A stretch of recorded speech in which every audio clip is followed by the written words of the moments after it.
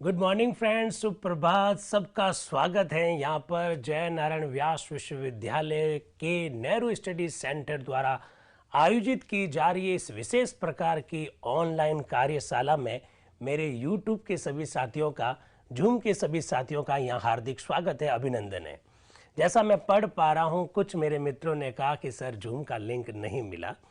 बिल्कुल ऐसा हो सकता है, उसके लिए मैं मेरी दिल की गहराइयों से आप लोगों से माफ़ी चाहता हूं अगर आप लोगों को जूम का लिंक नहीं मिला, क्योंकि जूम का लिंक आपको एकदम लास्ट 5 मिनट पहले ही दिखाया गया था। तो हो सकता है कि बहुत सारे मित्र उसमें चूक गए हो, लेकिन जैसा मुझे मालूम पड़ा है कुछ मित्रों को लिंक नहीं मिल पाया, क्योंकि कल 312 जो फीडबैक आए, इसका सीधा सा मतलब है कि जूम का लिंक तो मिला है। 312 परसों भी थे, 312 कल भी थे, कुल मिलाकर 677 677 फीडबैक अब 3 दिनों के इकट्ठे हो गए हैं। इसका मतलब जूम का लिंक तो मिल रहा है। फिर भी आज हम कोशिश करेंगे कि 10 से 15 मिनट पहले, क्लास समाप्त होने से 10 से 15 मिनट पहले वह जूम का लिंक आपको शेयर कर दें, बार बार शेयर कर दें। आपको बार बार नहीं भरना है, आपको भरना तो एक ही बार है, हम 2-3 बार शेयर कर देंगे। तो कैसे हैं आप लोग? बहुत अच्छे होंगे, ऐसा मैं मान के चल रहा हूँ।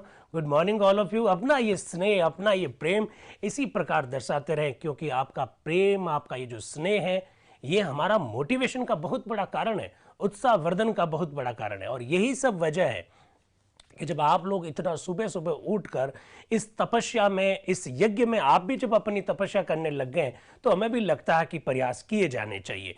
बहुत अच्छा प्रयास है और इस प्रयास में हम सब लोग भागीदार हैं। इसमें किसी एक व्यक्ति का योगदान नहीं है, सब लोग मिलकर ही इस अभियान को हम लोग सफल कर पाएंगे। कभी सोचा नहीं था कि 15 दिन का वो जो पहला वर्कशॉप था वो हम लोग कर पाएंगे, लेकिन यूट्यूब पर और जूम पर आप लोगों ने जो प्रेम दिखलाया, जो प्रदर्शित किया, उससे मजबूर हो गए सेकंड पर आने के लिए। हो सकता है कि जो संविधान सभा का जो तीसरा सत्र है उस पर भी हम लोग जाए, क्योंकि वह सत्र अप्रैल महीने में प्रारंभ होगा, अप्रैल के एंड में प्रारंभ होगा। फिर हम लोग देखेंगे, उसके बारे में बात करेंगे। आज हम लोग संविधान सभा के दूसरे सत्र की 22 जनवरी 1947 को क्या हुआ उस विषय पर विचार करने वाले हैं। आप लोग जानते हैं साथियों, लंबे समय से एक चर्चा चल रही है उद्देश्य मूलक प्रस्ताव पर, लक्ष्य मूलक प्रस्ताव पर। पंडित जवाहरलाल नेहरू का आज बड़ा शानदार वाला एक लंबा सा भाषण आप लोगों के सामने रखा जाएगा, लेकिन आज कुछ ऐसी बातें आप लोगों से शेयर की जाने वाली है, साझा की जाने वाली है, जो कभी आपने सोचा भी नहीं था। देखिए, आज 22 जनवरी है और 4 दिन बाद में क्या आने वाला है? 26 जनवरी आने वाली है। तो आप कहेंगे सर हम तो 1947 में हैं, 26 जनवरी तो 1950 से उसका महत्व बढ़ेगा, ऐसा मस्तिष्क में प्रश्न आ सकता है। आज देखेंगे कि क्या वाकई में 1947 में भी 26 जनवरी का कोई महत्व था क्या? उन सारे मुद्दों पर हम लोग बात करेंगे। आज कई सारे ऐसे तथ्य हैं जो आपके सामने रखे जाएंगे। हम प्रारंभ करते हैं संविधान सभा के दूसरे सत्र की 22 जनवरी 1947 को क्या क्या मुद्दे रखे गए, क्या क्या विचार हुआ, उस पर हम लोग चर्चा करने जा रहे हैं। तो यूट्यूब के साथी चिंता ना करें, आप लोग बस अपना प्रेम इसी तरह से दिखाते रहें। सर्टिफिकेट मिलना है उनको मिल जाएगा, चिंता ना करें। चलिए आते हैं, हम लोग चलते हैं। बुधवार है उस दिन, डेट है 22 जनवरी सन 1947। भारतीय विधान परिषद के वाद विवाद की सरकारी रिपोर्ट, हिंदी संस्करण, विषय सूची। आज क्या क्या होने वाला है? 3 पॉइंट लिखे हुए, तीनों पॉइंट बहुत ध्यान से समझने हैं। नंबर 1, लक्ष्य संबंधी प्रस्ताव पर बहस आज समाप्त होगी। कोष्टक में लिखा हुआ है बहस समाप्त, यानी उद्देश्य मूलक प्रस्ताव पर जो चर्चा चल रही थी उस संदर्भ में आज चर्चा समाप्त हो जाएगी। बिल्कुल कोष्टक में लिखा हुआ है लक्ष्य संबंधी प्रस्ताव, कोष्टक में लिखा बहस समाप्त। दूसरा काफी महत्वपूर्ण है, भूटान और सिक्किम को नेगोशिएटिंग कमेटी के कार्य क्षेत्र में शामिल करने का प्रस्ताव। आप लोग जानते हैं, मैंने कई बार आप लोगों को बताया था कि संविधान सभा का जो प्रथम सत्र हुआ, उस प्रथम सत्र में एक कमेटी बनाई गई, जिस कमेटी का नाम है नेगोशिएटिंग कमेटी। नेगोशिएटिंग कमेटी का मतलब है संविधान सभा की वह समिति, कुछ लोगों की वह समिति, जिसमें पंडित नेहरू भी थे, संविधान सभा के कुछ लोगों की वह समिति जो देशी रियासतों से विचार विमर्श करेगी, क्योंकि देशी रियासतों का अभी तक प्रतिनिधित्व संविधान सभा में हुआ नहीं था। तो देशी रियासतों से मेंबर कैसे लिए जाएंगे, देशी रियासतों की जो समस्याएं, उन पर विचार विमर्श करने के लिए एक नेगोशिएटिंग कमेटी बनाई गई थी। और उस समय आप लोगों को बिल्कुल यह भी बताया गया था कि वो नेगोशिएटिंग कमेटी काम क्या करेगी। आज नेगोशिएटिंग जो कमेटी है उसके कार्य क्षेत्र में वृद्धि होगी और वह किस किस से चर्चा करेगी, भूटान और सिक्किम से भी चर्चा कर सकेगी। इस प्रकार का प्रस्ताव आज पारित होगा और यह प्रस्ताव भी पंडित जवाहरलाल नेहरू रखेंगे।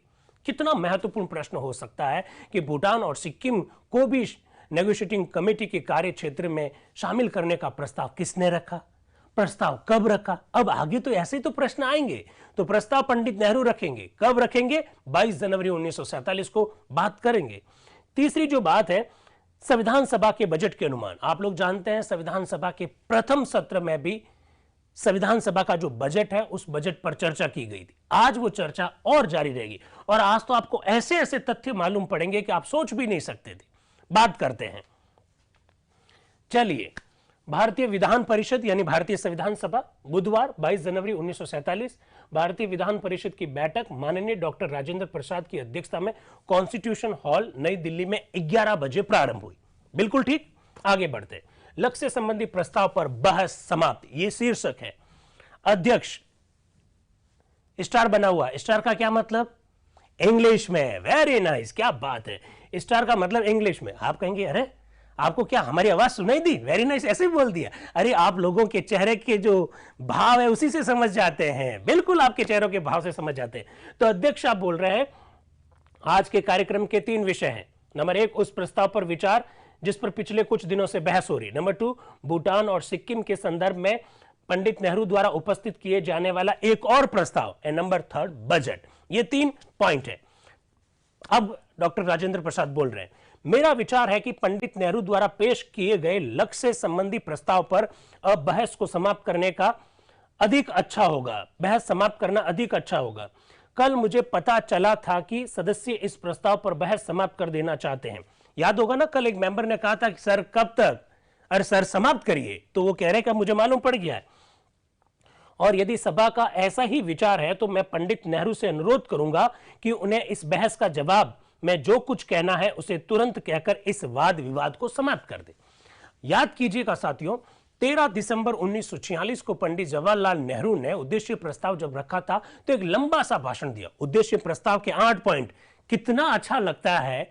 कभी हम उद्देश्य प्रस्ताव कब रखा गया इसको याद करते थे। आज हमको यह भी पता है कि उद्देश्य प्रस्ताव में 8 पॉइंट थे।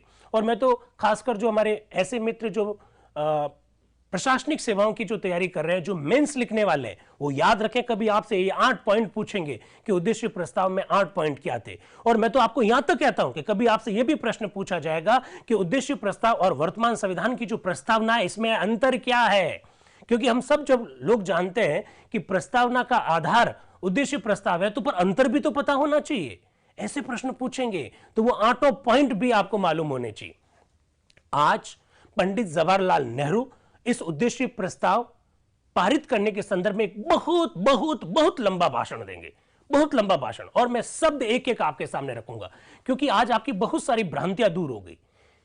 आज वो सारी बातें दूर होगी कि पंडित नेहरू क्या चाहते थे और हमारे संविधान सभा के संदर्भ में जो आक्षेप लगाए गए उन आक्षेपों का पंडित जवाहरलाल नेहरू भी जवाब देंगे। किस तरह से जवाब देंगे अभी देखते हैं। देखिए, कुछ बातें मैंने बिल्कुल हाईलाइट करके कही और यह बात बहुत महत्वपूर्ण है। मैं चाहता हूं मेरी टेक्निकल टीम इन बच्चों को थोड़ा सा इसको और झूम करके दिखाएं जो मैंने हाईलाइट किया। पता है मैं क्या बताने जा रहा हूं? जैसे ही पंडित जवाहरलाल नेहरू भाषण देने जा रहे हैं, एक सदस्य उठ खड़े होते हैं और खड़े होकर क्या करते हैं कि सर 4 दिन बाद में 26 जनवरी आने वाली है, सर 26 जनवरी का हमारे लिए बड़ा ऐतिहासिक महत्व है, तो सर क्यों ना उद्देश्य प्रस्ताव को हम 26 जनवरी को पारित करें। सवाल आएगा संविधान सभा के किस सदस्य ने उद्देश्य प्रस्ताव को 26 जनवरी को पारित करने की मांग की थी, ऐसा प्रश्न आएगा साथियों। यह बात है जो मैं साझा करना चाहता हूं। आप कहेंगे सर 26 जनवरी का उस समय क्या महत्व था, तो आप जानते हैं कांग्रेस का लाहौर में अधिवेशन हुआ था 1929 में। पंडित जवाहरलाल नेहरू उस अधिवेशन की अध्यक्षता करते हैं। आप लोग जानते हैं उस अधिवेशन में 2 महत्वपूर्ण बातें हुई थी। एक, कांग्रेस ने अपना लक्ष्य घोषित किया था पूर्ण स्वराज्य, अर्थात हमको आधी अधूरी आजादी नहीं चाहिए, हमको चाहिए पूरी आजादी। और दूसरी बात कही थी कि अब क्योंकि दिसंबर 1929 में लाहौर में अधिवेशन हुआ और कहा कि जनवरी महीने का अंतिम रविवार जो भी आएगा उस दिन हम अपना प्रथम स्वतंत्रता दिवस मनाएंगे। जनवरी महीने का अंतिम रविवार 1930 में आया और उस दिन तिथि थी 26 जनवरी। तो 26 जनवरी को हमने अपना प्रथम स्वतंत्रता दिवस मनाया। वर्ष था 1930। इसके बाद 30, 31, 32, 33, 34, 35, 36, 37, 38, 39, 40, 41, 42, 43, 44, 45, 46 और फिर आ रहा था 47। हम लगातार स्वतंत्रता दिवस 26 जनवरी को मना रहे थे। HVH खांडेकर साहब आए। उन्होंने कहा सर उद्देश्य प्रस्ताव सर प्लीज आज पारित मत कीजिए, 26 जनवरी को पारित कीजिए सर, बड़ा ऐतिहासिक तिथि है, मजा आ जाएगा। क्या होता है जरा देखिएगा। HG खांडेकर साहब मध्य प्रांत और बरार से आ रहे हैं, जो रेजोल्यूशन हाउस के सामने है। देखिए स्टार बना हुआ नहीं है, इसका मतलब वो हिंदुस्तानी भाषा का प्रयोग कर रहे हैं, इंग्लिश नहीं बोल रहे हैं। जो रेजोल्यूशन हाउस के सामने है उसके बारे में मैं अपने विचार प्रकट करना चाहता हूं। 26 जनवरी को इंडिपेंडेंस डे आता है। 26 जनवरी को इंडिपेंडेंस डे आता है। आप कहेंगे सर कौन सी पाठशाला में पढ़े हो यार, 26 जनवरी को इंडिपेंडेंस आता है? बिल्कुल, क्योंकि मैं जिस पाठशाला में पढ़ा हूं वो पाठशाला 1947 की है। 26 जनवरी को इंडिपेंडेंस डे आता है। 26 जनवरी को इंडिपेंडेंस डे आता है। यह प्रस्ताव भी हिंदुस्तान को स्वतंत्र करने के लिए, इसलिए इसका फैसला जनवरी की 26 तारीख को ही होना चाहिए। HV खांडेकर साहब ने कहा था। कितना महत्वपूर्ण तथ्य जो है वो आपसे साझा किया जा रहा है। हालांकि साथ ही साथ जनवरी की 26 तारीख को छुट्टी का दिन आता है, फिर भी मैं प्रस्ताव करूंगा कि इतने महत्व का प्रस्ताव जो है उसे इंडिपेंडेंस डे को ही पास करना चाहिए। इसलिए 26 जनवरी को यह असेंबली चाहे चंद मिनटों के लिए ही बुलाई जाए, यह मेरी प्रार्थना है। HG खांडेकर साहब कह रहे हैं कि 26 जनवरी को हमें उद्देश्य प्रस्ताव पारित करना चाहिए, क्योंकि 26 जनवरी को स्वतंत्रता दिवस है और इतना महत्वपूर्ण प्रस्ताव जो स्वतंत्रता दिलाता है वो 26 जनवरी को ही पारित होना चाहिए। ऐसे खांडेकर साहब ने संविधान सभा में यह बात कही थी। अब इसके बाद में क्या होता है वो देखिएगा। राय बहादुर श्याम नंदन सहाय, स्टार लगा हुआ है, मतलब इंग्लिश में, ये बिहार से। श्रीमान मैं इस सभा की अनुमति से वे दोनों संशोधन जो मेरे नाम से है वापस लेना चाहता हूं। फिर कहते हैं वाह वाह वाह वाह। एक्चुअली में श्याम नंदन सहाय जी ने उद्देश्य प्रस्ताव के संदर्भ में 2 संशोधन प्रस्ताव रखे थे। उन्होंने कहा कि जो मेरे नाम से 2 संशोधन है उनको मैं वापस लेना चाहता हूं। तो सदन बहुत खुश हुआ, कह रही चलो यार ये बहस सब समाप्त करना चाहते हैं। लोग बोले वाह वाह क्या बात है। इसके बाद में अध्यक्ष साहब बोले, स्टार लगा हुआ है, क्या बोल रहे हैं, राय बहादुर श्याम नंदन सहाय ने प्रस्ताव के संदर्भ में 2 संशोधन पेश किए थे। वे सभा की अनुमति से अब उन्हें वापस लेना चाहते हैं। क्या मैं ये समझ लूं कि सभा इस पर राजी है? तो सदस्यों ने कहा हां हम सब राजी है, लेने दीजिए प्रस्ताव, जितना जल्दी हो सके ले लीजिए।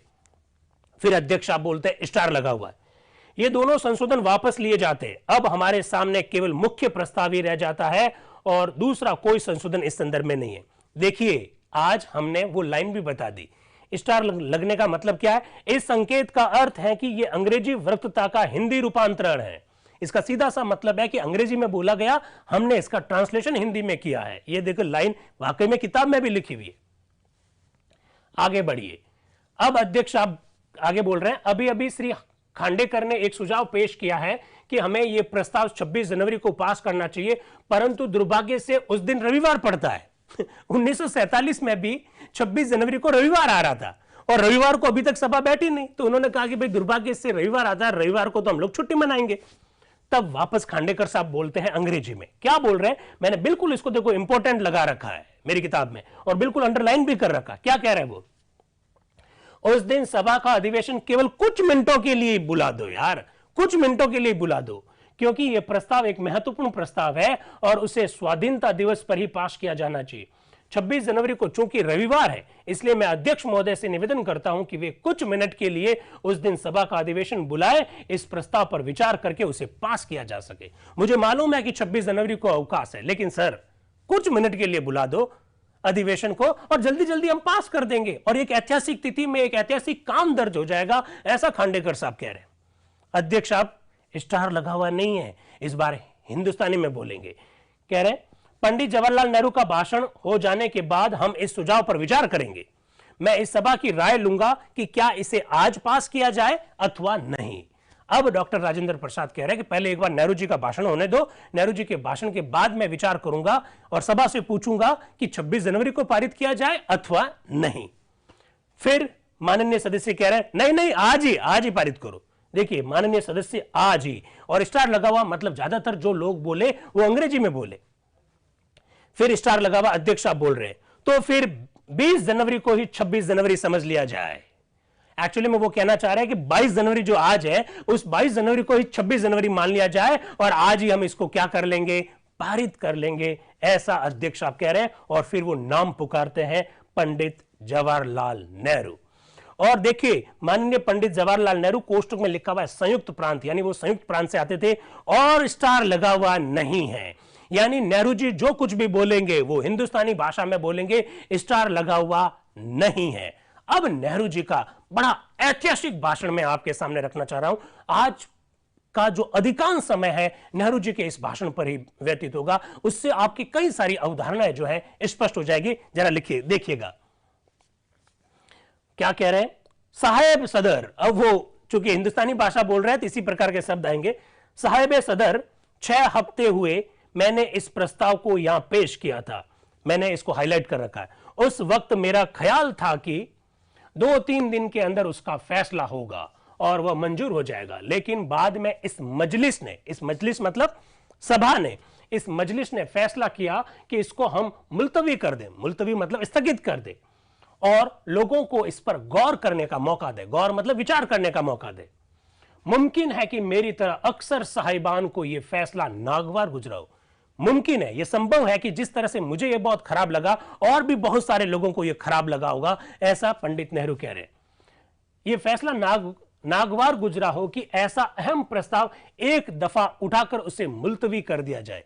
आपने उद्देश्य प्रस्ताव रखा, हमने उस पर चर्चा को स्थगित कर दिया, यह बहुत खराब हुआ, ऐसा पंडित नेहरू कह रहे हैं। विदेशों में हमारी इंसल्ट हुई कि देखो हमने तो कहा था ये कुछ भी नहीं कर सकते, और देखिए अपना एक उद्देश्य प्रस्ताव पारित नहीं कर पाए, ये लोग एक हो ही नहीं सकते।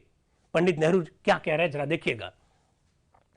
फिर वो कह रहे हैं वह मुनासिब फैसला था, हमारे दिल में बेकरारी थी, बेताबी थी। देखिए बेकरारीन, बेताबीन, इस प्रकार के शब्दों से आप ऐसा मत कहना कि सर आज कौन से मूड में। एक्चुअली में मैं कोई मूड में नहीं हूं, ये हिंदुस्तानी भाषा है जिसमें हिंदी और उर्दू के शब्द का मिक्सअप है। क्या कह रहे हैं, हमारे दिल में बेकरारी और बेताबी थी, महज इस रेजोल्यूशन के पास होने की नहीं। वो कह रहे हैं इस मेरे दिल में बेकरारी क्यों है, मेरे दिल में बेताबी क्यों है, इस रेजोल्यूशन को पास करने के लिए नहीं, ये तो रेजोल्यूशन एक संकल्प है। वो आगे क्या कह रहे हैं, बल्कि इन बातों को हासिल करने के लिए जो इसमें लिखी हुई है उसके साथ ये भी इंतहा दर्जे की ख्वाहिश है। अब उर्दू के शब्द आएंगे, इंतहा दर्जे की ख्वाहिश है कि इस काम में हम सब लोग मिलकर चलें और हिंदुस्तान के करोड़ों आदमी मंजिल तक पहुंचे। इसलिए मुनासिब था कि वह मुलतवी हो और गौर करने का काफी मौका महज इस हाउस को ही नहीं बल्कि तमाम मुल्क को मिले। जो भी तरमीमें मतलब संशोधन, जो भी तरमीमें थी, और खास तौर से डॉक्टर जयकर की तरमीम का बहुत कुछ मतलब मुलतवी करने का था। मैं उनका मशकूर हूं कि उन्होंने इस तरमीम को वापस ले लिया, मैं उनका शुक्रगुजार हूं कि उन्होंने अपने संशोधन को क्या कर लिया, वापस ले लिया, और दूसरी तरमीमें भी वापस ले ली गई, इसके लिए भी मैं मशकूर हूं। मालूम नहीं कि इस हाउस के कितने मेंबर इस रेजोल्यूशन पर बोले होंगे, शायद 30-40 या इससे भी ज्यादा, करीब करीब हर एक ने पूरी तौर पर इसकी तायीद की है, किसी ने मुखालफत नहीं की है, कहीं कहीं बाज बातों की तरफ तवज्जो दिखाई। मेरा ख्याल है कि अगर हिंदुस्तान के करोड़ों आदमियों की राय ली जाए तो हम देखेंगे कि सब उसकी तायीद में है, तायीद में मतलब समर्थन में है।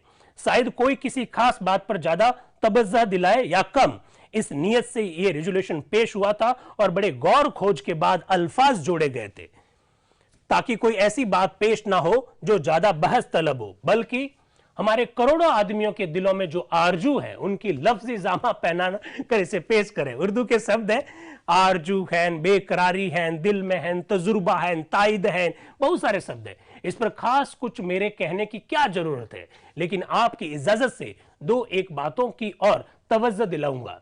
एक वजह इसको मुलतवी करने की यह थी, अब वो क्या कह रहे हैं, उद्देश्य मूलक प्रस्ताव पर चर्चा को स्थगित करने की एक वजह यह थी, क्या थी, हम चाहते थे कि हमारे जो भाई यहां नहीं आए हैं उनको यहां आने का मौका मिले। पंडित नेहरू सब स्थितियां स्पष्ट कर रहे हैं।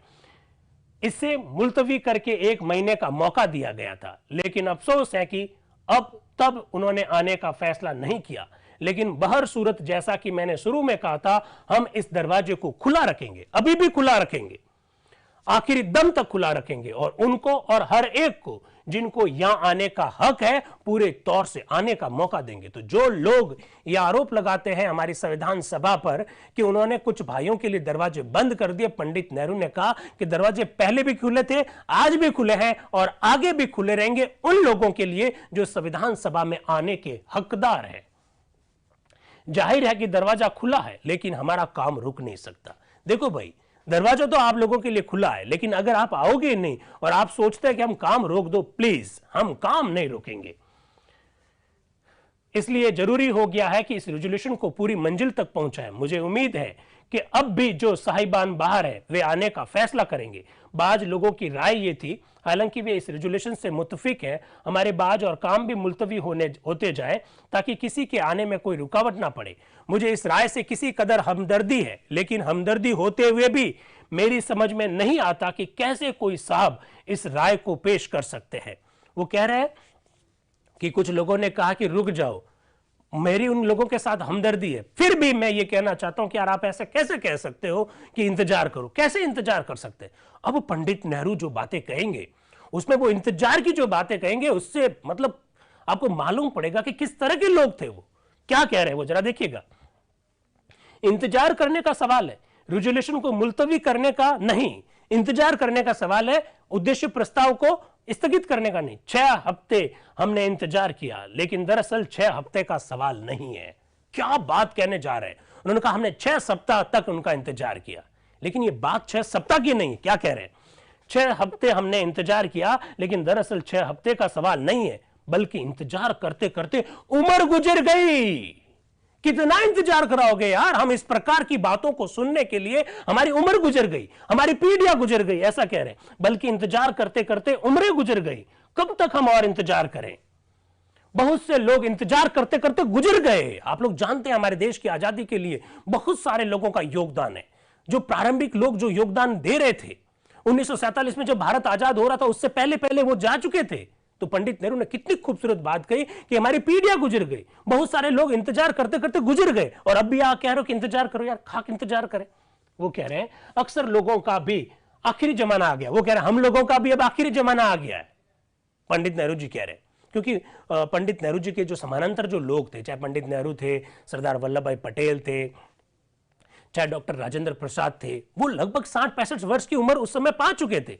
तो क्या कह रहे हैं, अक्सर लोगों का भी आखिरी जमाना आ रहा है, इंतजार काफी हो चुका है, अब ज्यादा इंतजार नहीं हो सकता। हमें इस असेंबली को काम को चलाना है, तेजी से चलाना है और जल्द खत्म करना है। क्योंकि आप याद रखिएगा कि असेंबली का काम रेजोल्यूशन पास करने का ही नहीं है। अब वाह, अब क्या कह रहे हैं पंडित नेहरू असेंबली के बारे में, संविधान सभा के बारे में। वो क्या कह रहे हैं कि यार संविधान सभा का काम केवल इस उद्देश्य प्रस्ताव को पास करना ही थोड़ी है। क्या कह रहे हैं सुनिएगा, मैं तो कहूंगा कि ये कॉन्स्टिट्यूशन बना देने से ही काम पूरा नहीं होगा। नई बात, पहले तो वो कह रहे हैं कि इस सभा का काम केवल उद्देश्य प्रस्ताव को पारित करना नहीं है, फिर वो आगे और जोड़ रहे कि मैं तो यहां तक कहूंगा कि इस सभा का काम केवल कॉन्स्टिट्यूशन बनाना ही नहीं है। तो फिर क्या है सुनिएगा, वो कह रहे हैं ये तो महज एक बुनियादी बात है। पहला काम इस असेंबली का यह होगा कि इस कॉन्स्टिट्यूशन के जरिए हिंदुस्तान में आजादी फैलाए, भूखों को रोटी दे, नंगों को कपड़ा दे और हिंदुस्तान के रहने वाले लोगों को मौका मिले कि वे पूरी तौर पर तरक्की कर सके। यह एक बड़ा काम है। आजकल आप हिंदुस्तान की तरफ देखें, हम यहां पर बैठे हैं, हम कितने ही शहरों में परेशानी है, कितने ही शहरों में झगड़े हो रहे हैं झगड़ों की बड़ी चर्चा होती है, जिन्हें हम कावराना झगड़ा कहते हैं। बदकिस्मती से हमें इसका कभी कभी सामना करना पड़ता है। लेकिन इस वक्त जो सबसे बड़ा सवाल हिंदुस्तान में है वह गरीबों और भूखों का है। किस तरह से इनको हल किया जाए, जिधर आप देखें यही सवाल है। अगर इस सवाल का हम जल्द फैसला नहीं कर सकते तो आपका सारा कागजी विधान और आयन फिजूल हो जाता है। वाह, पंडित जवाहरलाल नेहरू ने संविधान का क्या उद्देश्य हो सकता है इसको बिल्कुल साफ साफ शब्दों में कह दिया। आप जरा सेंटेंस को सुनिएगा, जीवन में आपके बहुत काम आएगा। क्या कह रहे हैं, इस वक्त जो सबसे बड़ा सवाल हिंदुस्तान में है वह गरीबों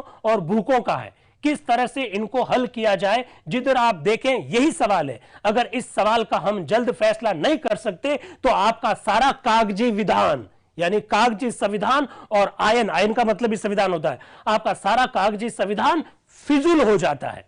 इसलिए इस नक्शे को सामने रखकर कौन इंतजार कर सकता है और हमारे काम को मुलतवी कर सकता है? आप कहीं एक बार जरा गरीबों की तरफ देखिए, भूखों की तरफ देखिए, एक बार उन लोगों की तरफ देखिए जिनके बदन पर कपड़े नहीं है, उनकी तरफ देखिए, और फिर आप सोचिएगा कि क्या आप इंतजार कर सकते हैं, क्या आप उद्देश्य प्रस्ताव को स्थगित कर सकते हैं? आप एक बार उनकी तरफ देखिए।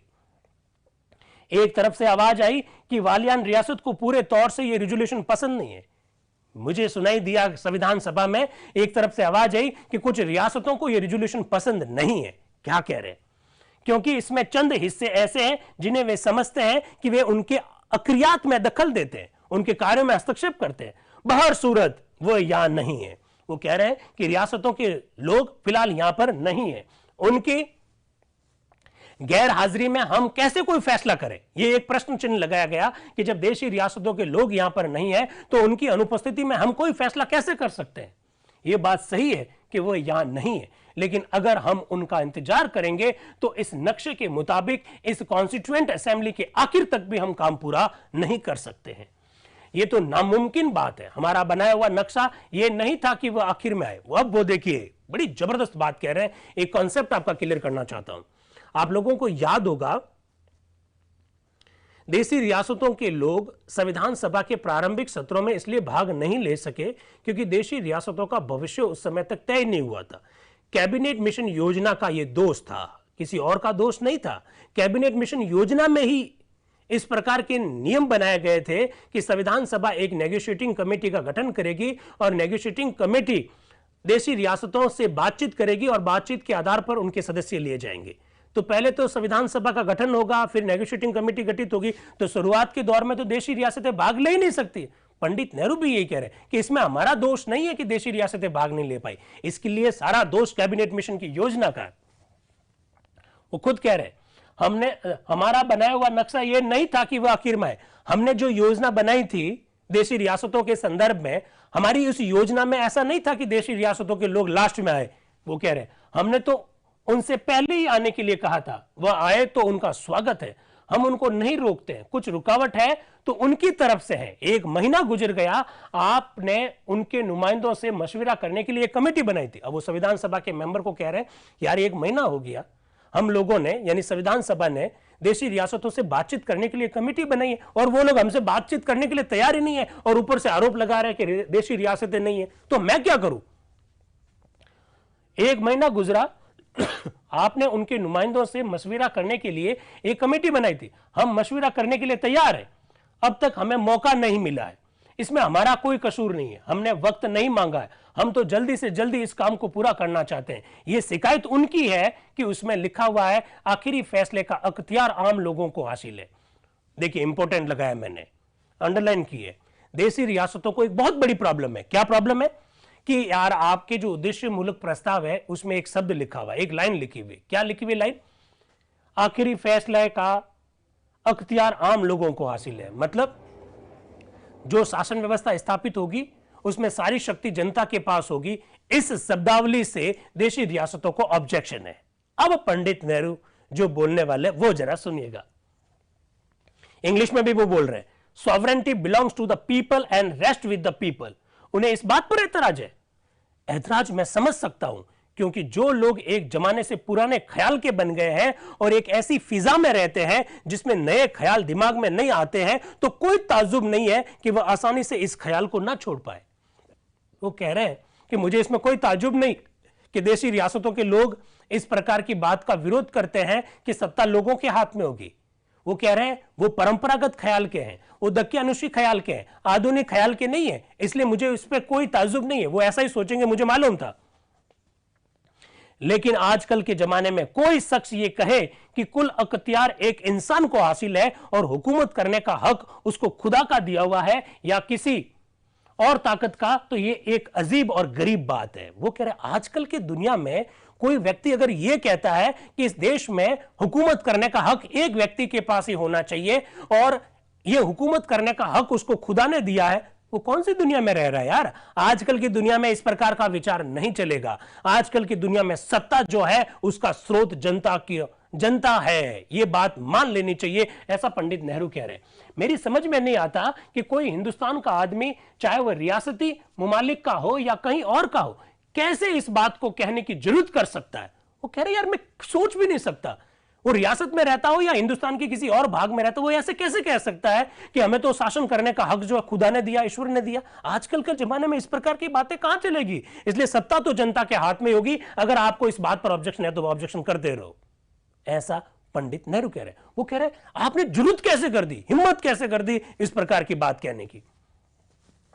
फिर वो कह रहे ये नामुनासिब बात है कि जो बात सैकड़ों वर्ष पहले दुनिया में उठी थी और नामंजूर हुई, वह अब पेश की जाए।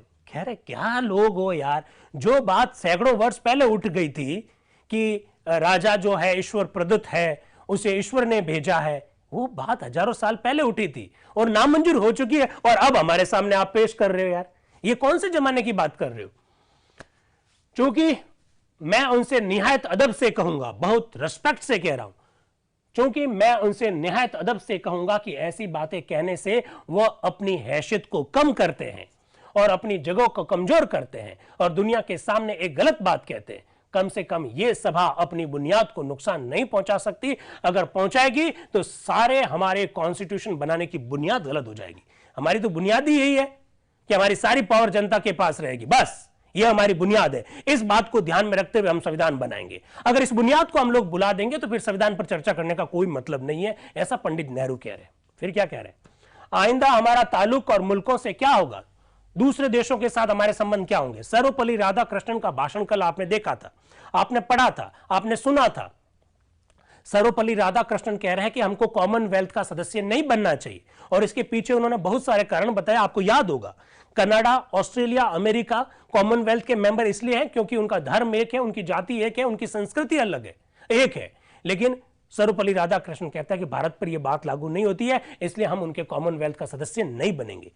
पंडित नेहरू क्या कह रहे हैं जरा देखिएगा, आइंदा हमारा ताल्लुक और मुल्कों से क्या होगा जब हम एक आजाद मुल्क और रिपब्लिक होंगे। क्या ताल्लुक अंग्रेजों के मुल्क से होगा? लीजिए प्रश्न का जवाब, क्या ताल्लुक अंग्रेजों के मुल्क से होगा और क्या ताल्लुक दूसरे मुल्क से होगा? यह सवाल उठ सकता है। हम रिजोल्यूशन के मानी है कि हम पूरे तौर से आजाद हो और किसी और ग्रुप में शरीक ना हो। आप लोग जानते हैं पंडित जवाहरलाल नेहरू गुट निरपेक्षता सिद्धांत के बहुत बड़े पैरोकार थे। दुनिया में गुट निरपेक्षता का सिद्धांत देने वाले 5 जो लोग हैं उसमें पंडित जवाहरलाल नेहरू भी। आप लोग जानते होंगे मार्शल टीटो, राष्ट्रपति नासिर, पंडित नेहरू वे लोग हैं जिन्होंने दुनिया भर को गुट निरपेक्षता का सिद्धांत दिया। अब क्या कह रहे हैं पंडित नेहरू, जरा सुनिएगा।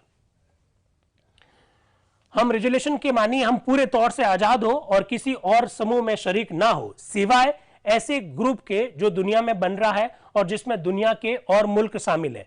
वाकई बात यह है कि आज जमाना बिल्कुल बदल गया है, लफ्जों के मायने बदल रहे हैं। आजकल जो जरा भी गौर करता है वह यह समझ लेता है कि अगर कोई अंदेशा दूर हो सकता है तो वह सिर्फ एक तरह से, और वह यह है कि दुनिया के मुल्क आपस में मिलकर काम करें और एक दूसरे की मदद करें। बहुत बड़े बड़े नुक्स यूनाइटेड नेशंस ऑर्गेनाइजेशन में हो रहे हैं, हजारों दिक्कतें हैं, हजारों शक है जो एक दूसरे पर किए जा रहे हैं। हमने कहा है कि हम पूरे तौर से और अन्य मुल्कों से मिलजुल कर इस काम में शरीक होंगे। हालांकि अंग्रेजों के मुल्क से और ब्रिटिश कॉमनवेल्थ के मुल्क से शरीक होकर काम करना आसान बात नहीं है, वो खुद कह रहे हैं, लेकिन फिर भी हम तैयार हैं। लीजिए, सर्वपल्ली राधाकृष्णन से इतर विचार आ रहे हैं पंडित नेहरू के। वो कह रहे हैं लेकिन फिर भी हम तैयार हैं कि हम अपनी पुरानी लड़ाई के किस्से को दिमाग से निकाल दें। वो कह रहे हैं कि तुम्हारे साथ हमारी बहुत पुरानी लड़ाई है अंग्रेजों, लेकिन हम फिर भी तैयार हैं, हम अपनी पुरानी दुश्मनी बुलाने के लिए भी तैयार हैं, पंडित नेहरू कह रहे हैं, और आजाद होने की पूरी तौर से कोशिश करें और दूसरे मुल्कों के साथ दोस्ती रखें, लेकिन इस दोस्ती से हमारी आजादी में जरा भी कमी नहीं होगी। ये रिजोल्यूशन कोई लड़ाई का नहीं है बल्कि अपने हक को दुनिया के सामने रखने का है। क्या बात कही है। दुनिया भर में अंग्रेजों ने, खासकर मिस्टर चर्चिल और साइमन ने जिस तरह से उद्देश्य प्रस्ताव को रखा, पंडित नेहरू ने कहा कि यह जो उद्देश्य प्रस्ताव है यह किसी के साथ लड़ाई का नहीं है, यह तो उद्देश्य प्रस्ताव जो है हमारे हकों को दुनिया के सामने रखने का है, बल्कि अपने हक को दुनिया के सामने रखने के लिए। और अगर इस हक के खिलाफ कोई बात ऐसी होगी तो हम उसका मुकाबला करेंगे, लेकिन ये रिजोल्यूशन एक दोस्ती और समझौते का है हिंदुस्तान के सब लोगों से, चाहे वे किसी कौम से हो, किसी मजहब से हो, और दुनिया के सब मुल्कों से और कौमों से, जिसमें अंग्रेजों का मुल्क और ब्रिटिश कॉमनवेल्थ और दुनिया के और भी मुल्क शामिल है। वो कह रहे हैं हमारी किसी के साथ कोई लड़ाई नहीं है, हम दुनिया के सभी देशों के साथ संबंध बनाना चाहते हैं, अंग्रेजों के साथ भी बनाना चाहते हैं, कॉमनवेल्थ के देशों के साथ भी बनाना चाहते हैं। ये रेजोल्यूशन सबसे दोस्ती रखने का दावा करता है। ये आपके सामने इस नियत के साथ पेश किया गया है और मैं उम्मीद करता हूं कि आप इसे मंजूर करेंगे। आगे सुनिए, अब पंडित नेहरू क्या कह रहे हैं। एक भाई ने याद दिलाया कि 4 दिन के बाद वह दिन जिसे हम आजादी का दिन कहते हैं आने वाला है और मुनासिब होता कि यह रेजोल्यूशन उस दिन पेश होता। किसने कहा? किसने कहा? खांडेकर साहब ने। क्या कहा था खांडेकर साहब ने? कि सर 4 दिन का और इंतजार कर लीजिए, जब इतना इंतजार हो गया तो 26 जनवरी को पारित कीजिए। पंडित नेहरू जी कह रहे हैं एक भाई ने अभी याद दिलाया कि 4 दिन बाद में इस प्रस्ताव को पारित करना। अब पंडित नेहरू क्या कह रहे हैं जरा सुनिएगा। शायद एक मानव में यह मुनासिब होता, वो कहते एक बार मैं सोच भी लेता कि यह संभव है, लेकिन मैं उनसे भी यह कहूंगा कि अगर हम एक मुनासिब काम पहले कर सकते हैं और उसको 1 सेकंड के लिए भी टालना मुनासिब नहीं है, जितना जल्दी हम अपने काम को पूरा कर सकते हैं उसको 1 घंटे के लिए भी मुलतवी करना मुनासिब नहीं है। आप कह रहे हो 4 दिन इंतजार करो, मैं 1 सेकंड इंतजार करना नहीं चाहता हूं। तो आप जरा सोचिएगा कि जब 13 दिसंबर 1946 को पंडित जवाहरलाल नेहरू ने संविधान सभा में उद्देश्य प्रस्ताव रखा और वो जब उद्देश्य प्रस्ताव पर स्थगन का प्रस्ताव रखा गया, उसके लिए संशोधन का प्रस्ताव रखा गया, फिर उस पर एक लंबी सारी बहस हुई और उसके बाद में जो पारित नहीं हुआ, फिर संविधान सभा स्थगित हुई, फिर 20 तारीख से वापस बैठक प्रारंभ हुई, 20 को भी पारित नहीं हुआ, 21 को भी पारित नहीं हुआ। जो व्यक्ति यह कह रहा है कि मैं 1 सेकंड भी इंतजार करना नहीं चाहता, उस व्यक्ति के ऊपर क्या बीती होगी जब उद्देश्य प्रस्ताव पर इस प्रकार की चर्चा, इस प्रकार के भ्रम, इस प्रकार के संशय, इस प्रकार के संदेह व्यक्त किए जा रहे होंगे। यह रिजोल्यूशन जो मैंने आपके सामने पेश किया है एक नई शक्ल में है, एक नए जामे में है, लेकिन यह एक लंबे सिलसिले के बाद आया है। इसके पीछे कितने रेजोल्यूशन है, कितनी प्रतिज्ञा है, कितने इकरारनामे हैं, जिसमें आजादी और क्विट इंडिया यानी हिंदुस्तान छोड़ने का प्रस्ताव भी शामिल है। इन रेजोल्यूशनों ने दुनिया में नाम हासिल किया है। अब वक्त आ गया है कि जो हमने इकरार किए थे उनको हम पूरा करें। ये कैसे पूरा करें, ये सब आप साहिबान के हाथ में है। क्योंकि मैं उम्मीद करता हूं कि आप इस रेजोल्यूशन को सिर्फ मंजूरी नहीं करेंगे, बल्कि इसको एक इकरार समझकर जल्दी से जल्दी पूरा करेंगे। पंडित नेहरू कह रहे हैं कि उद्देश्य प्रस्ताव को 1 सेकंड में थोड़ी तैयार हो गया, ये हमारे लंबे समय के जो संघर्ष है उसका संघर्ष का परिणाम है। मैं एक बात बाअदब आपके सामने अर्ज करना चाहता हूं कि हमारे सामने बहुत से सवाल आएंगे और आते हैं। अलहदा समूह के लोग और अलहदा फिरकों के लोग अपने अपने ढंग से इसको देखेंगे और बहस भी होगी, लेकिन हमेशा इस सवाल को याद रखना कि छोटी बातों में और छोटी छोटी बहस में हम बहक ना जाए। क्या यार, सार आ गया। आप लोगों ने देखा संविधान सभा के मेंबर्स ने किस तरह से अपने अपने वर्ग के हितों की रक्षा करने के लिए संविधान सभा में बात को रखा।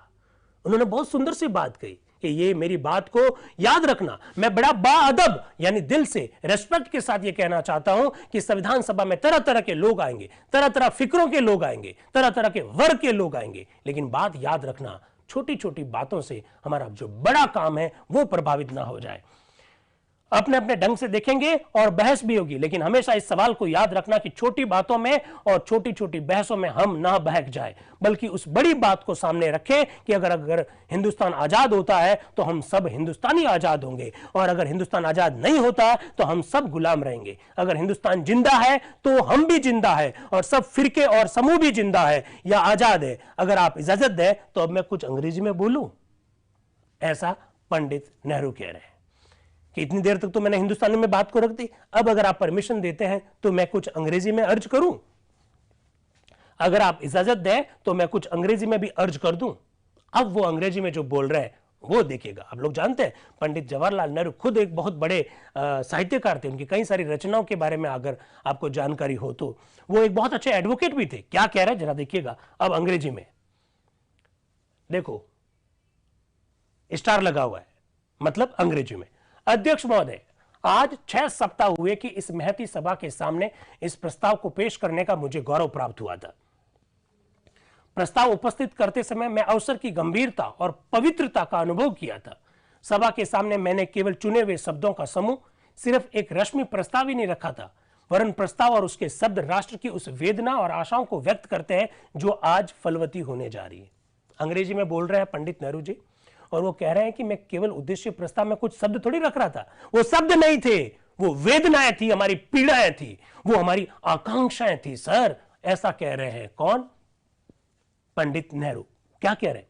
उस अवसर पर यहां खड़ा होकर मैंने अनुभव किया था कि अतीत हमारे चारों ओर व्याप्त है और भविष्य भी अपना स्वरूप ग्रहण करता जा रहा है। हम वर्तमान रूपी तलवार की धार पर चल रहे हैं, और चूंकि मैं न केवल सभा के सदस्यों के सामने बोल रहा था, बल्कि हिंदुस्तान की 40 करोड़ जनता के आगे अपनी बात कह रहा था। क्या शब्द है! मैं जब उस दिन बोल रहा था उद्देश्य प्रस्ताव पर, तो मैं केवल सभा के सदस्यों के सामने नहीं बोल रहा था, बल्कि मैं हिंदुस्तान की 40 करोड़ की जनता के सामने बोल रहा था और तलवार की धार पर बोल रहा था। चारों ओर हमारा अतीत, हमारा जो भूत है, हमारा जो इतिहास है, वो हमारे सामने व्याप्त है। और चूंकि यह महसूस कर रहा था कि हम नए जमाने में कदम रखने जा रहे हैं, मुझे ऐसा जान पड़ता था मानो हमारे पूर्वज हमारी कार्रवाई को देख रहे हैं। यार, क्या शब्द लिख रहे हैं, वो क्या बोल रहे हैं कि जब मैं भाषण बोल रहा था तो मुझे ऐसा लग रहा था कि हम जो काम कर रहे हैं, हमारे पूर्वज हमें देख रहे हैं, और अगर हम ठीक दिशा में चल रहे हैं तो उनका आशीर्वाद भी हमारे साथ में है। हमें ऐसा भी मालूम पड़ता था मानो हमारा संपूर्ण भविष्य, जिसके हम संरक्षक हैं, प्रत्यक्ष हमारी आंखों के आगे अपना स्वरूप ग्रहण करता जा रहा है। वाह! मैं जब भाषण बोल रहा था तो मुझे ऐसा लग रहा था कि हमारे जो पूर्वज हैं हमारी कार्यवाही को देख रहे हैं, और अगर हम सही दिशा में जा रहे हैं तो हमें वो अपना आशीर्वाद दे रहे हैं, और मेरी आंखों के सामने भविष्य दिखाई दे रहा था मुझे कि हम किस दिशा में आगे बढ़ रहे हैं। इस प्रकार के शब्द नेहरू जी के शब्द है। भविष्य का संरक्षक बनना बड़े दायित्व का काम था। संरक्षक बनना इतना आसान नहीं है। संरक्षक बनना है तो कुछ रिस्पॉन्सिबिलिटी भी है, दायित्व भी है, और अपने गौरवशाली अतीत का उत्तराधिकारी बनना भी दायित्वपूर्ण था। महान अतीत और अपनी कल्पना के महान भविष्य के बीच स्थित वर्तमान के किनारे पर हम खड़े थे। उस दिन जब मैं भाषण दे रहा था तो मैं कहां खड़ा था? मैं महान अतीत और महान भविष्य के बीच में, वर्तमान में खड़ा था, ऐसा पंडित नेहरू कह रहे हैं। और मुझे इसमें जरा भी शक नहीं है कि अवसर की गंभीरता का प्रभाव इस महती सभा पर भी अवश्य पड़ा होगा। ऐसी अवस्था में मैंने यह प्रस्ताव सभा के सम्मुख रखा था और आशा की थी कि यह 2-3 दिनों में पास हो जाएगा। बार बार नेहरू जी अपनी पीड़ा व्यक्त कर रहे हैं। आशा की थी कि यह 2-3 दिनों में पास हो जाएगा और शीघ्र ही हम अपना अन्य काम प्रारंभ कर देंगे। परंतु एक लंबे वाद विवाद के बाद सभा ने उस पर और विचार आगे के लिए स्थगित रखना तय किया। मैं ये मंजूर करता हूं कि इससे मुझे थोड़ी निराशा भी हुई, क्योंकि मैं इस बात के लिए अधीर हो रहा था कि हम लोग आगे बढ़े। आगे देखिए, मुझे ऐसा अनुभव हो रहा था कि पथ में विलंब करके हम अपनी की हुई प्रतिज्ञा के प्रति झूठे बन रहे हैं। उद्देश्य प्रस्ताव पर जब चर्चा स्थगित कर दी गई तो मेरे दिल को बहुत चोट पहुंच रही थी। मुझे ऐसा लग रहा था कि अब तक हमने अपने देश की जनता के साथ जो विभिन्न समय में, अतीत में जो प्रतिज्ञा की है, हम जनता के सामने झूठे साबित हो रहे थे। हम कुछ काम भी नहीं कर पा रहे थे, हम उद्देश्य प्रस्ताव तक पारित नहीं कर पा रहे थे। हमें लग रहा कि हम जनता के सामने झूठे साबित हो रहे। ये तो बहुत बुरा प्रारंभ था। क्या बात कही है, ये तो बहुत ही खराब शुरुआत थी। ऐसा लग रहा था कि इंडिया टीम ने मैच खेलना शुरू किया और 0 रन पे 2 विकेट आउट हो गए। क्या कह रहे हैं? ये तो बहुत बुरा प्रारंभ था कि हम लक्ष्य संबंधी आवश्यक प्रस्ताव को स्थगित कर दे। क्या इसका यह मतलब है कि हमारा भविष्य का काम भी धीरे धीरे होगा? अरे यार, जब उद्देश्य प्रस्ताव को पारित करने में आपको इतनी दिक्कत आई तो हमारे भविष्य में तो बहुत सारे मुद्दे आने वाले हैं। याद कीजिएगा, मैंने कल ही आप लोगों को कहा था कि चर्चा 150 पेज की होने वाली है। उद्देश्य प्रस्ताव में आपको इतनी छींकें आ रही है तो बाकी वाले जो मुद्दे आएंगे, जब अधिकारों की बात आएगी तब क्या होगा, ऐसा पंडित नेहरू कह रहे हैं। और जब तब स्थगित होता रहेगा। फिर भी मुझे इस बात में जरा भी शक नहीं है कि सभा ने अपनी बुद्धि से उस प्रस्ताव को स्थगित रखने का जो फैसला किया वह दुरुस्त फैसला था, क्योंकि हमने इन 2 बातों पर सदा ध्यान दिया है। एक तो इस बात पर कि हमारा लक्ष्य तक पहुंचना नितांत आवश्यक है, और दूसरा इस बात पर भी हम यथा समय और अधिक से अधिक एक मत होकर अपने लक्ष्य पर पहुंचे। वाह यार, ये जान ले ली मुझे लग रहा है इस भाषण में। क्या कहा? मुझे कोई अफसोस नहीं है कि उद्देश्य प्रस्ताव पर चर्चा स्थगित कर दी गई, क्योंकि मैं दो सिद्धांत मानता हूं, और वो दो सिद्धांत कौन से हैं? कि यह प्रस्ताव बहुत जरूरी था, लेकिन दूसरी बात कौन सी? हम एक मत होकर चले, क्योंकि मैं नहीं चाहता हूं कि हम कुछ लोग उस पर अधिकार कर ले कि नहीं नहीं उद्देश्य प्रस्ताव पारित करो, जल्दी से पारित करो। ऐसा नहीं है। क्या कह रहे हैं? वापस सुनिए। एक तो इस बात पर कि हमारा लक्ष्य तक पहुंचना नितांत आवश्यक है, और दूसरे इस बात पर कि हम यथा समय और अधिक से अधिक एक मत होकर अपने लक्ष्य तक पहुंचे। इसलिए मैं ये सादर कहता हूं कि ये ठीक ही हुआ कि सभा ने इस प्रस्ताव पर विचार स्थगित करने का फैसला किया। अब नेहरू जी कह रहे चलो जो हुआ अच्छा ही हुआ, क्योंकि कुछ लोगों को ऑब्जेक्शन था ना, तो मैं नहीं चाहता था कि ऑब्जेक्शन के साथ पारित किया जाए, मैं चाहता था अधिक से अधिक एक मत हो। और अब वो मौका आ गया है कि जिन लोगों को ऑब्जेक्शन था, हमने उनके ऑब्जेक्शन के हिसाब से सभा को स्थगित भी कर दिया, लक्ष्य मूलक प्रस्ताव को भी स्थगित कर दिया। अब सब हम एक मत हो गए, ये और भी अच्छा है, ऐसा पंडित नेहरू कह रहे हैं। और इस तरह उसने न सिर्फ संसार को यह प्रकट कर दिया कि हमारी ये आंतरिक इच्छा है कि जो लोग नहीं आए वे भी शरीक हो, बल्कि देश के सभी लोगों को इस बात का यकीन दिला दिया कि हम सबका सहयोग पाने के लिए बहुत इच्छुक हैं। मोदी जी अक्सर अपने भाषण में एक शब्दावली का प्रयोग करते हैं, सबका साथ, सबका विकास, सबका विश्वास। पंडित नेहरू जी क्या कह रहे हैं कि चलो उद्देश्य प्रस्ताव पर चर्चा स्थगित होगी ना, अच्छा ही हुआ। इससे दुनिया भर के देश के लोगों को, दुनिया भर के लोगों को हमने ये मैसेज दे दिया कि हम ये चाहते हैं कि संविधान सभा में सभी लोग आए, और हमने देश के लोगों को भी ये मैसेज कर दिया कि हम आप सबका विश्वास करके ही आगे बढ़ना चाहते हैं। तब से आज 6 सप्ताह गुजर चुके हैं, और इस बीच में अगर वे आना चाहते हैं तो उनको काफी मौका मिला। दुर्भाग्य से उन्होंने अब तक आने का फैसला नहीं किया और अभी भी अनिश्चय की अवस्था में पड़े हैं। मुझे इसका खेद है, और मैं तो इतना ही कह सकता हूं कि वे भविष्य में जब आना चाहें हम उनका स्वागत करेंगे। पर यह बात तो साफ साफ समझ लेनी चाहिए, और इसमें कोई गलतफहमी नहीं होनी चाहिए कि भविष्य में हमारा काम रुकेगा। काम रुकेगा नहीं, चाहे कोई आए चाहे कोई नहीं आए। हम चाहते हैं कि जो लोग नहीं आए वो अभी भी आ जाए, हम उनका स्वागत करेंगे, लेकिन ये बात दिमाग में बैठा देनी चाहिए। उन्होंने शब्द का प्रयोग किया, गलतफहमी निकाल देना कि तुम नहीं आओगे तो हमारा काम रुक जाएगा। आप आओ चाहे नहीं आओ, अब तो हम काम करेंगे। क्या लिखा? इसमें कोई गलतफहमी नहीं होनी चाहिए कि भविष्य में हमारा काम रुकेगा नहीं, चाहे कोई आए या नहीं आवे।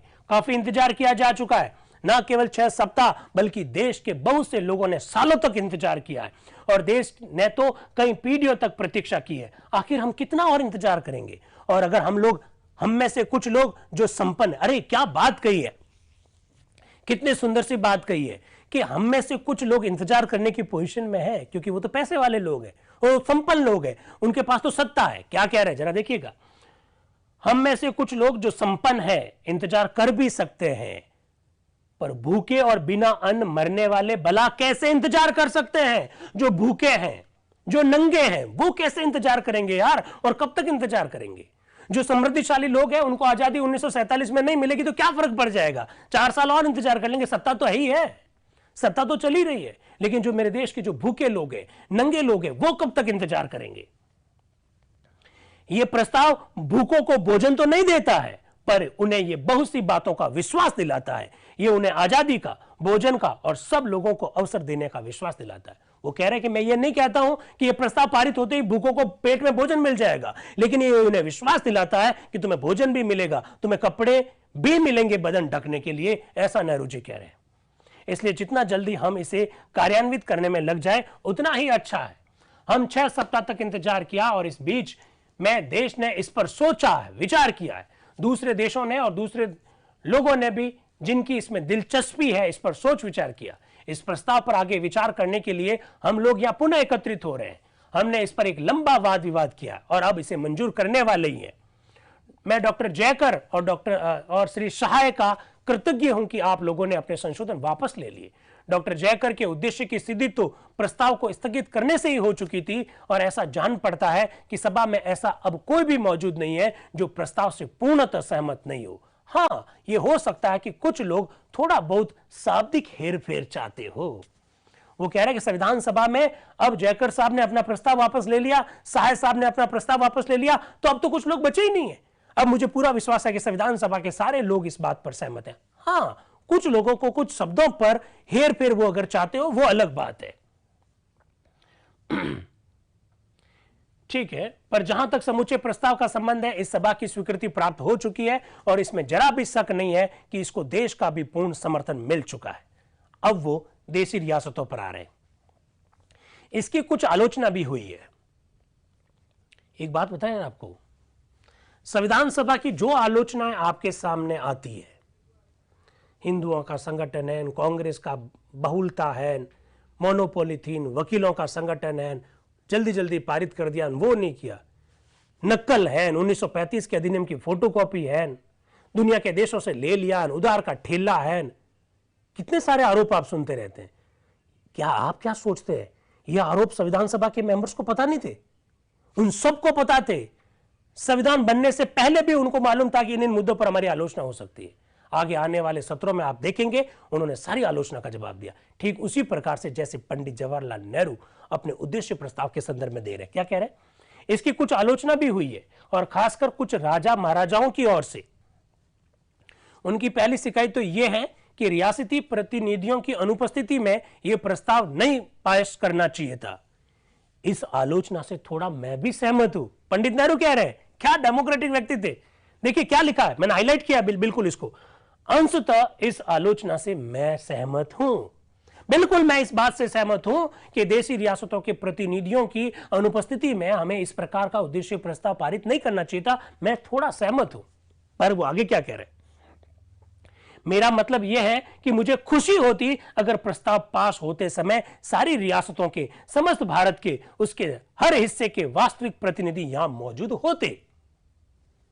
परंतु अगर वे यहां मौजूद नहीं है तो इसमें हमारा दोष नहीं है। यह दोष तो उस योजना का है जिसके अधीन हम कार्यवाही कर रहे हैं, अर्थात कैबिनेट मिशन योजना का। और हमारे सामने यही रास्ता है। चूंकि कुछ लोग यहां नहीं उपस्थित हो सकते, इसलिए क्या हम अपना काम स्थगित कर दें? तब तो चूंकि रियासतों के प्रतिनिधि नहीं मौजूद है, हम ना केवल प्रस्ताव को बल्कि और भी बहुत सारे काम स्थगित करने पड़ेंगे। क्योंकि रियासतों के प्रतिनिधि है नहीं, फिर तो सारे काम स्थगित कर दो। वो कह रहे हैं ये एक बहुत भयानक बात होगी। जहां तक हमारा संबंध है, वे यहां जल्द से जल्द आ सकते हैं। यदि वे रियासतों के समुचित प्रतिनिधि भेजेंगे तो हम उनका स्वागत करेंगे। गत 6 सप्ताहों के अंदर भी हमने अपनी ओर से हर चंद इस बात की कोशिश की है कि हम रियासती कमेटी के संपर्क में आए और कोई ऐसा रास्ता निकाले कि उन्हें वास्तविक प्रतिनिधि सभा में आ सके। इसमें देर हुई है और यह हमारा दोष नहीं है। फिर वो क्या कह रहे हैं, ये दूसरी आपत्ति भी उठाई गई है। एक दूसरी आपत्ति भी उठाई गई है, जनता के सर्व सत्ता संपन्न होने की जो कल्पना प्रस्तावना में की गई है, कुछ नरेशों को यह पसंद नहीं है। यह आपत्ति आश्चर्यजनक है और मैं तो कहूंगा कोई भी व्यक्ति, चाहे वो नरेश हो या मंत्री, यदि सचमुच इस पर आपत्ति करता है तो भारतीय रियासतों की वर्तमान शासन पद्धति की तीव्र निंदा करने के लिए उसकी आपत्ति ही काफी है। वो कह रहा है कि अभी भी इस दुनिया में कोई राजा महाराजा या कोई अन्य व्यक्ति इस बात के लिए हमारे इस प्रस्ताव की आलोचना करता है कि सारी सत्ता जनता को दे दी गई है, तो भैया आपके राजतंत्र की आलोचना करने के लिए आपका यह विचार ही काफी है। आप इस प्रकार के दकियानुसी सोच के लोग हो। जनता को अधिकार मिलना चाहिए भाई। किसी भी व्यक्ति, चाहे उसका कितना भी बड़ा नाम क्यों नहीं हो, क्या कह रहे हैं, किसी भी व्यक्ति चाहे उसका दर्जा कितना भी बड़ा क्यों ना हो, यह कहना कि ईश्वर प्रदत्त विशेष अधिकार से मैं मनुष्य पर शासन करने आया हूं, नितांत जघन्य है, अपराध है, अपराध है। यह परिकल्पना असहनीय है और उसे यह सभा कभी मंजूर नहीं करेगी, ऐसा वो कह रहे हैं। फिर देखिए पंडित नेहरू क्या गजब के व्यक्ति थे। क्या कह रहे हैं, वो कह रहे हैं मैंने कब कहा भाई राजतंत्र समाप्त होना चाहिए। अगर आपको याद हो तो पहले की बातचीत करते समय आप लोगों को यह कई बार बताया गया कि पंडित नेहरू ने तो यह कहा कि राजतंत्र रह सकता है, लेकिन शर्त क्या है, अगर रियासतों की जनता उसे पसंद करती है तो। जरा सुनिएगा क्या कह रहे हैं। परंतु जैसा कि पहले इस प्रस्ताव पर बोलते हुए मैंने स्पष्ट कहा था, यह प्रस्ताव इस बात को स्पष्ट कर देता है कि हम लोग रियासतों के अंदरूनी मामलों में दखल नहीं दे रहे हैं। मैंने तो यहां तक कहा था कि हम रियासतों की राजतंत्रीय पद्धति में भी दखल नहीं देंगे यदि वहां की प्रजा इसे चाहती है। मैंने ब्रिटिश कॉमनवेल्थ के अंतर्गत आयरिश प्रजातंत्र का उदाहरण भी दिया था और यह कल्पना भी मुझे ग्राह्य है कि भारतीय प्रजातंत्र के अधीन राजतंत्र भी रह सकते हैं। वाह, पंडित नेहरू जी का एक अजीब सा प्रयोग। वो कह रहे देश में प्रजातंत्र होगा और देश के प्रजातंत्र में राजतंत्र भी होगा। और वो उदाहरण दे रहा है कि जिस तरह से ब्रिटेन में, आयरलैंड में राजतंत्र है और प्रजातंत्र भी है, उस तरह से हमारे यहां पर भी हो सकता है। मुझे कोई ऑब्जेक्शन नहीं है, लेकिन देशी रियासतों की जनता कहेगी तो, अगर देशी रियासतों की जनता इसका विरोध करती है तो भैया आपको भी प्रजातंत्र के रास्ते पर आना पड़ेगा। यह प्रस्ताव और संभवतः यह संविधान भी जो हम बनाएंगे इस मामले में कोई दखल नहीं देगा। हां, यह बात अनिवार्य रूप से आवश्यक है कि भारत के अलग अलग भागों में स्वतंत्रता का स्तर एक जैसा होना चाहिए। ऐसा नहीं है कि देशी रियासतों में रहने वाली जनता को तो कम स्वतंत्रता हो और अंग्रेज भारत में रहने वाली जनता को अधिक स्वतंत्रता हो। इस प्रकार के दो अलग अलग प्रकार के दृष्टिकोणों को मैं पसंद नहीं करूंगा, ऐसा पंडित नेहरू जी आगे कह रहे हैं। फिर वो कह रहे हैं इस प्रस्ताव में भारतीय रियासतों के शासन के लिए हम कोई खास पद्धति निर्धारित नहीं कर रहे हैं। हम इसमें इतना ही कह रहे हैं कि ये रियासतें जो खुद इतनी बड़ी है, बतौर संघ के या कई संघ मिलाकर बनाए स्वतंत्र खुद मुख्तार प्रदेश होंगी। इनको सभी बातों में पूरी आजादी होगी सिवाय उन चंद मामलों के जो केंद्र के अधीन होंगे। अब वो रियासतों को कह रहे हैं कि चिंता मत कीजिएगा, आपको हम बहुत सारी पावर्स देंगे, लेकिन कुछ पावर केंद्र सरकार के पास में होगी। इनिशियल स्टेज में आपको ध्यान रखना है, बहुत ध्यान से सुन लीजिएगा। इनिशियल स्टेज में हम जिस प्रकार का केंद्र सरकार स्थापित करना चाह रहे थे, उसमें जो बातें उभर कर आ रही है, और पंडित नेहरू के इस स्टेटमेंट से भी ऐसा लग रहा है कि केंद्र सरकार अपने पास बहुत कम काम रखेगी, ज्यादातर जो कार्य है वो राज्यों के पास होंगे। लेकिन अगर आपको पता हो तो डॉक्टर अंबेडकर ने इसका विरोध किया था। डॉक्टर अंबेडकर ने कहा नहीं, राज्यों के पास कम पावर होने चाहिए। डॉक्टर अंबेडकर केंद्र को सुदृढ़ करना चाहते थे, यह बात आपको बिल्कुल मालूम होनी चाहिए। और उसके पीछे डॉक्टर अंबेडकर की मान्यता यह थी कि केंद्र सरकार जितनी सुदृढ़ होगी उतना ही जनता के हितों की सही ढंग से रक्षा होगी, क्योंकि राज्य सरकारें हो सकता है कि किसी संप्रदाय विशेष का पक्ष ले सकती है। आगे बात करेंगे।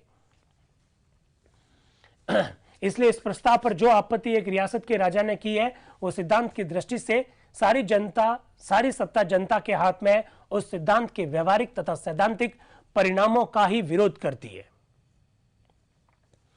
फिर ये कह रहे हैं ये असंभव और अनुचित है और हम इसकी कल्पना भी नहीं कर सकते हैं कि भारत के प्रजातंत्र के अलावा कोई अन्य शासन पद्धति भी होगी। वो कह रहे नहीं, भारत में होगी तो प्रजातंत्र होगी, इसके अलावा हम किसी दूसरे प्रकार के शासन की कल्पना भी नहीं कर सकते। अब वो आते हैं कॉमनवेल्थ पर।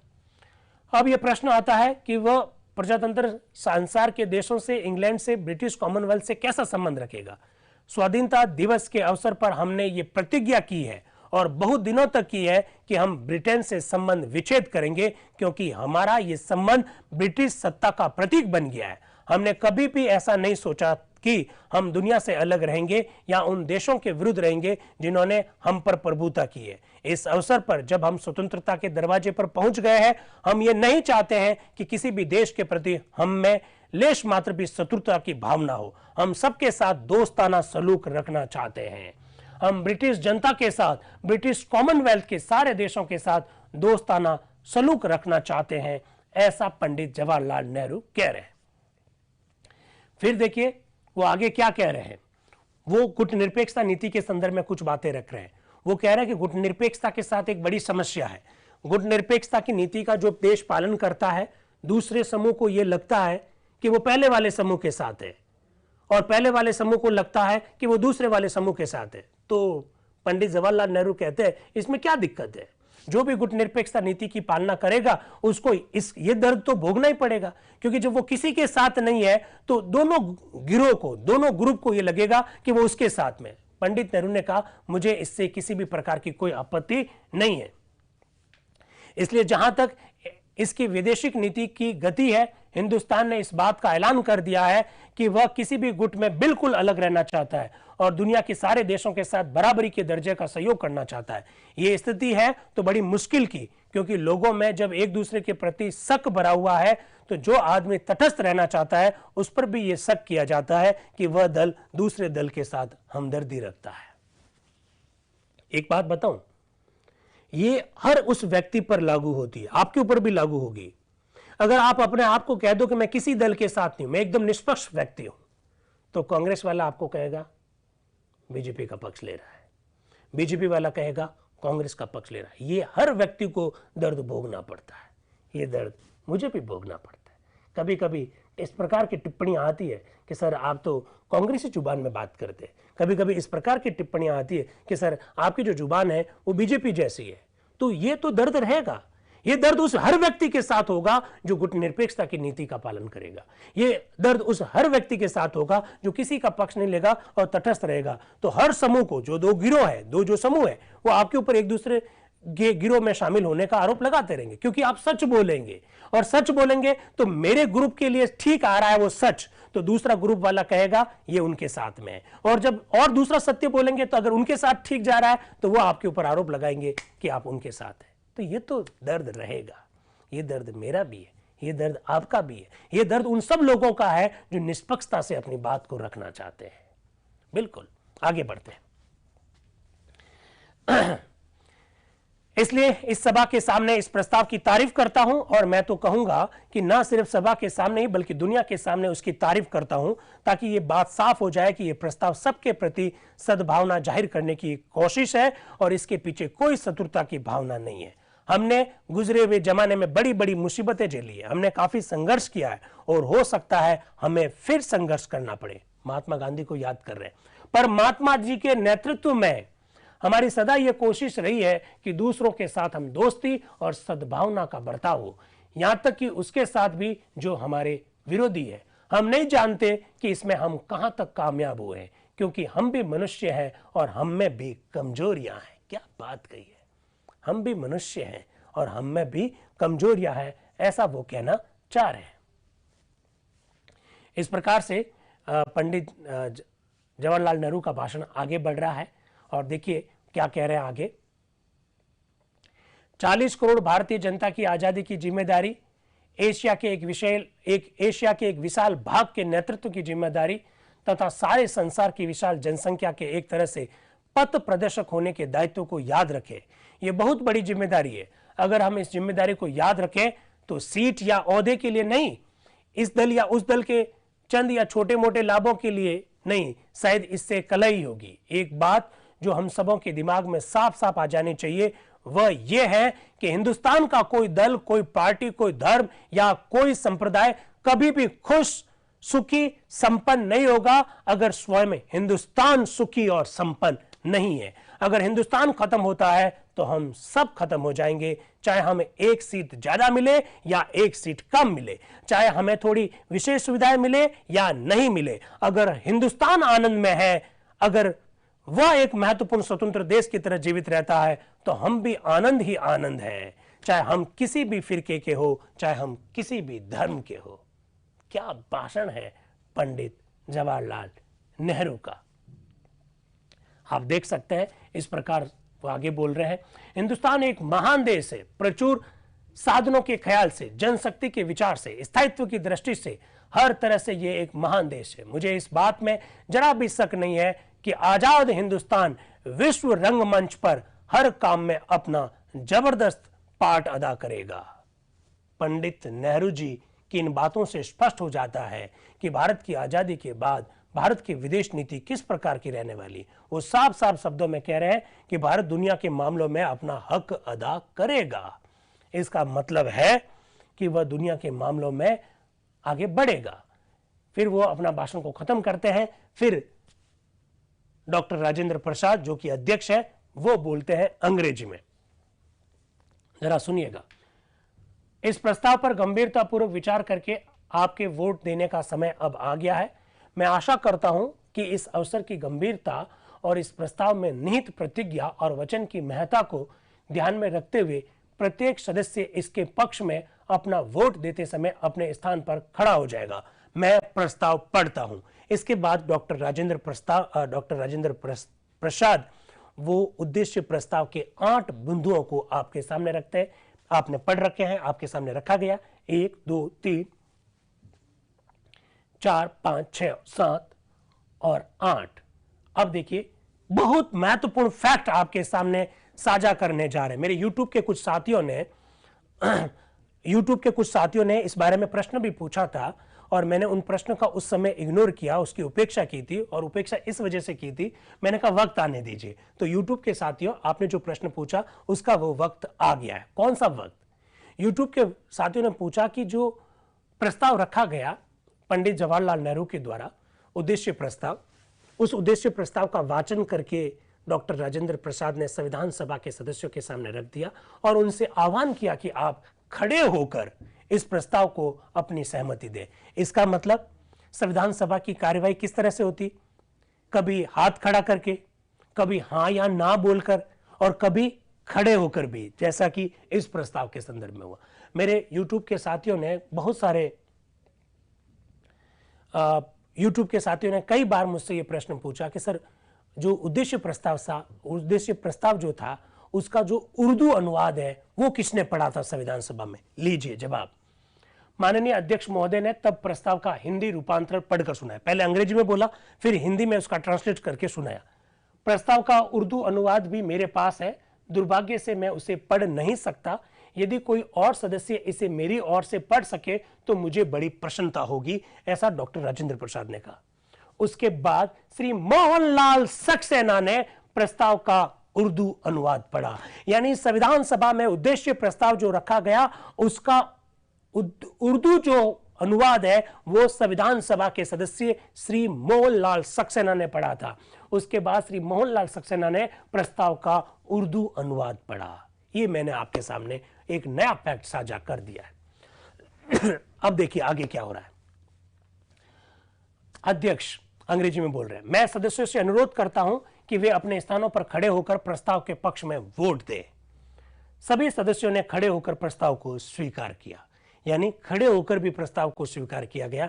इस तरह से आप देखिए। फिर नई बात, भूटान और सिक्किम को नेगोशिएटिंग कमेटी के कार्य क्षेत्र में शामिल करने का प्रस्ताव। इस प्रस्ताव पर चर्चा करने से पहले फीडबैक का लिंक इनसे शेयर कर दीजिए। मेरे भाई एक पूछ रहे कि हिंदी में किसने पढ़ा? डॉक्टर राजेंद्र प्रसाद ने पढ़ा ना यार, अभी तो मैंने बताया। अंग्रेजी में भी राजेंद्र प्रसाद ने पढ़ा था, हिंदी में भी राजेंद्र प्रसाद ने पढ़ा था, उर्दू में मोहनलाल सक्सेना ने पढ़ा था। फीडबैक का लिंक आ गया है, सब में हरकतें आ गई है। पेन से क्या करोगे यार? पेन क्यों उठाया? फीडबैक पेन से भरोगे क्या?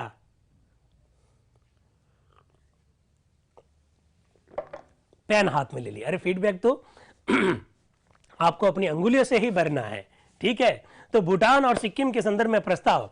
अध्यक्ष आप बोल रहे हैं, स्टार लगा हुआ है, अंग्रेजी में बोल रहे हैं।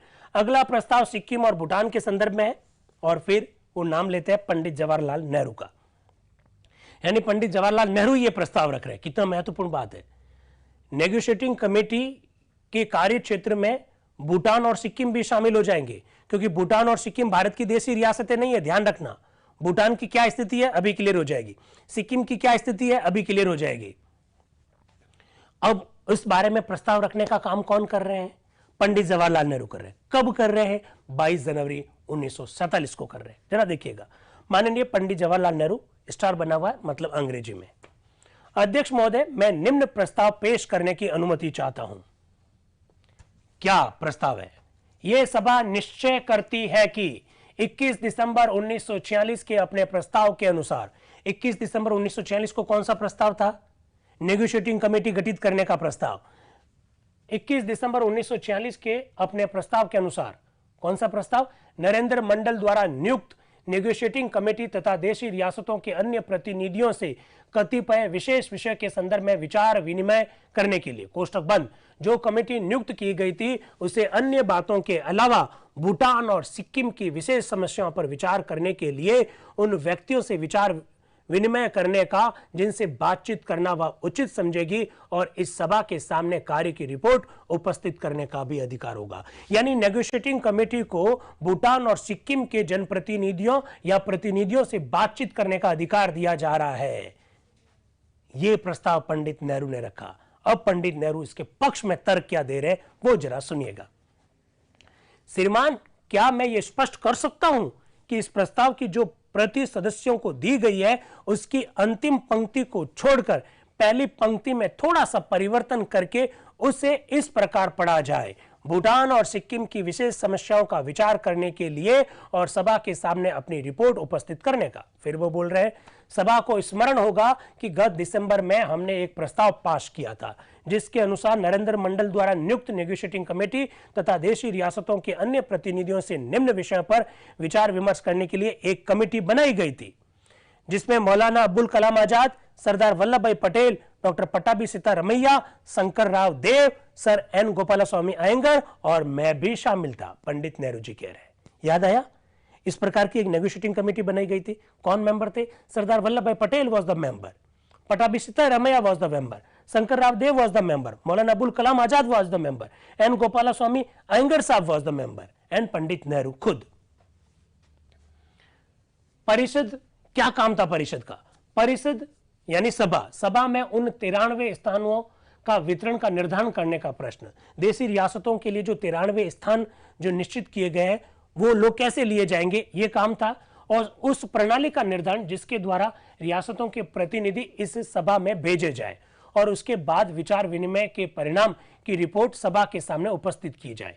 इसके अतिरिक्त यह भी निश्चित किया गया था कि बाद में अधिक से अधिक के परामर्श और सहयोग से करना है। इस विषय में किसी को मजबूर करने का कोई प्रश्न ही खड़ा नहीं होता। गत अधिवेशन में आपने जो कमेटी नियुक्त की थी उसके विचारणीय विषय के अंतर्गत आपको ऐसी किसी भी समस्या पर सोच विचारने का अधिकार नहीं है। भाई, पिछली बार आपने जो कमेटी बनाई थी उस कमेटी को तो भूटान और सिक्किम से बात करने का अधिकार नहीं था, क्योंकि इसको तो देशी रियासतों से ही बातचीत करने का अधिकार है। तो अब हमने प्रस्ताव ले लिया तो भूटान और सिक्किम को भी हम क्या कर रहे हैं, शामिल कर रहे हैं। मैं स्पष्ट कर देना चाहता हूं कि देशी रियासतों ने यह आपत्ति उठाई कि हमने नेगोशिएटिंग कमेटी के विचारणीय विषय इतने सीमित क्यों रखे।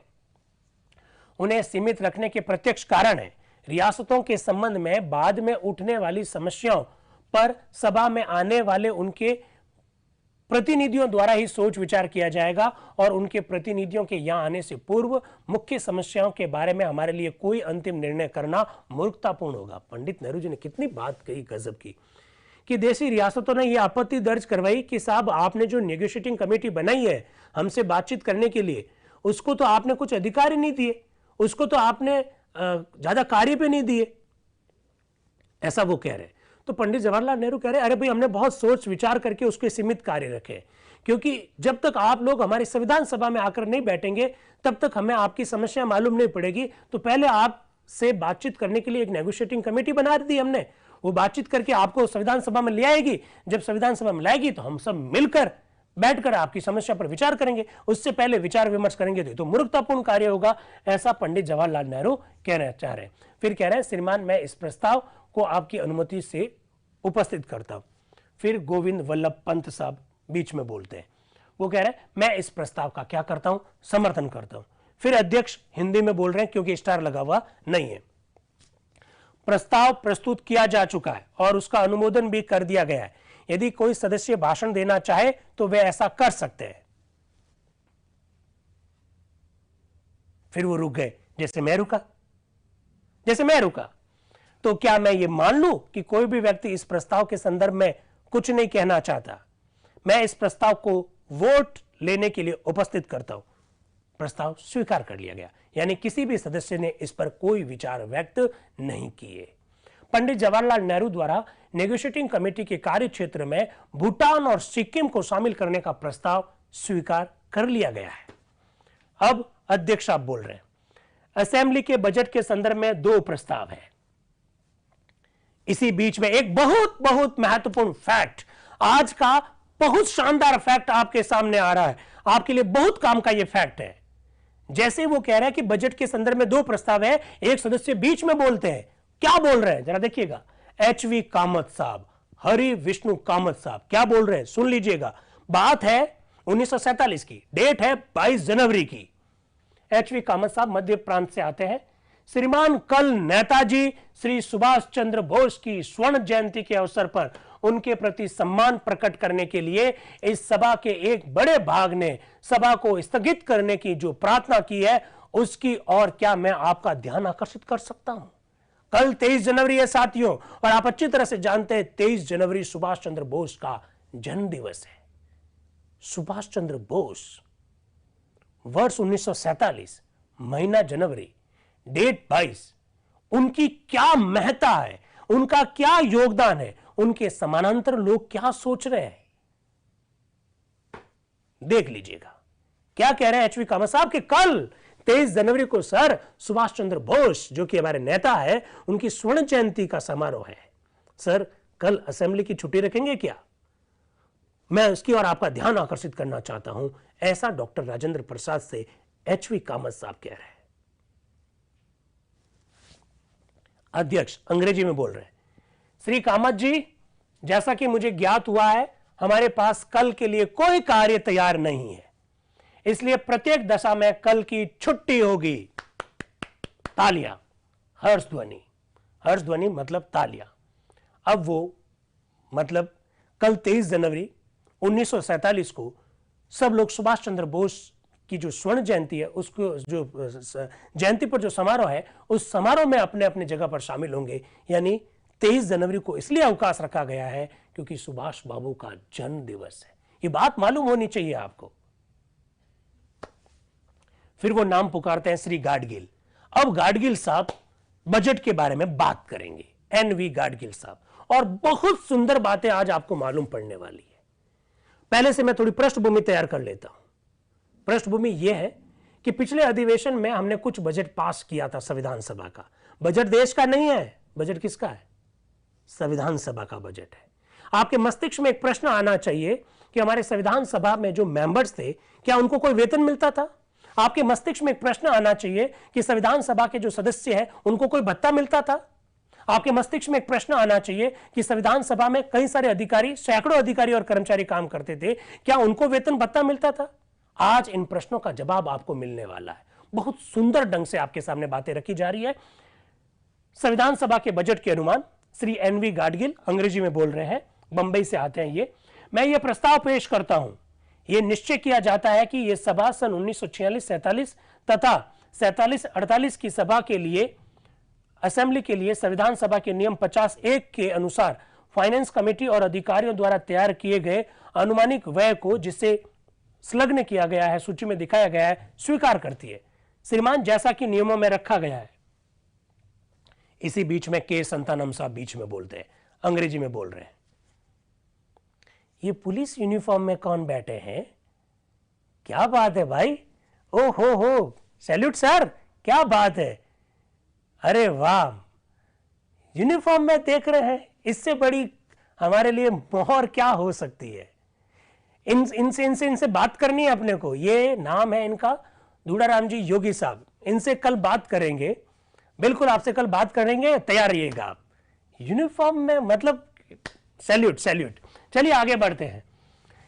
श्री के संतानम साहब मद्रास से हैं और ये वो बीच में बोलते हैं। वो क्या कर रहे हैं? मैं प्रस्ताव करता हूं कि इस विषय पर कमेटी में विचार करना चाहिए। यह उचित नहीं है कि हम दर्शकों की उपस्थिति में बजट पर वाद विवाद करें, इसलिए मैं प्रस्ताव करता हूं कि हमें कमेटी का रूप धारण कर लेना चाहिए। याद होगा साथियों,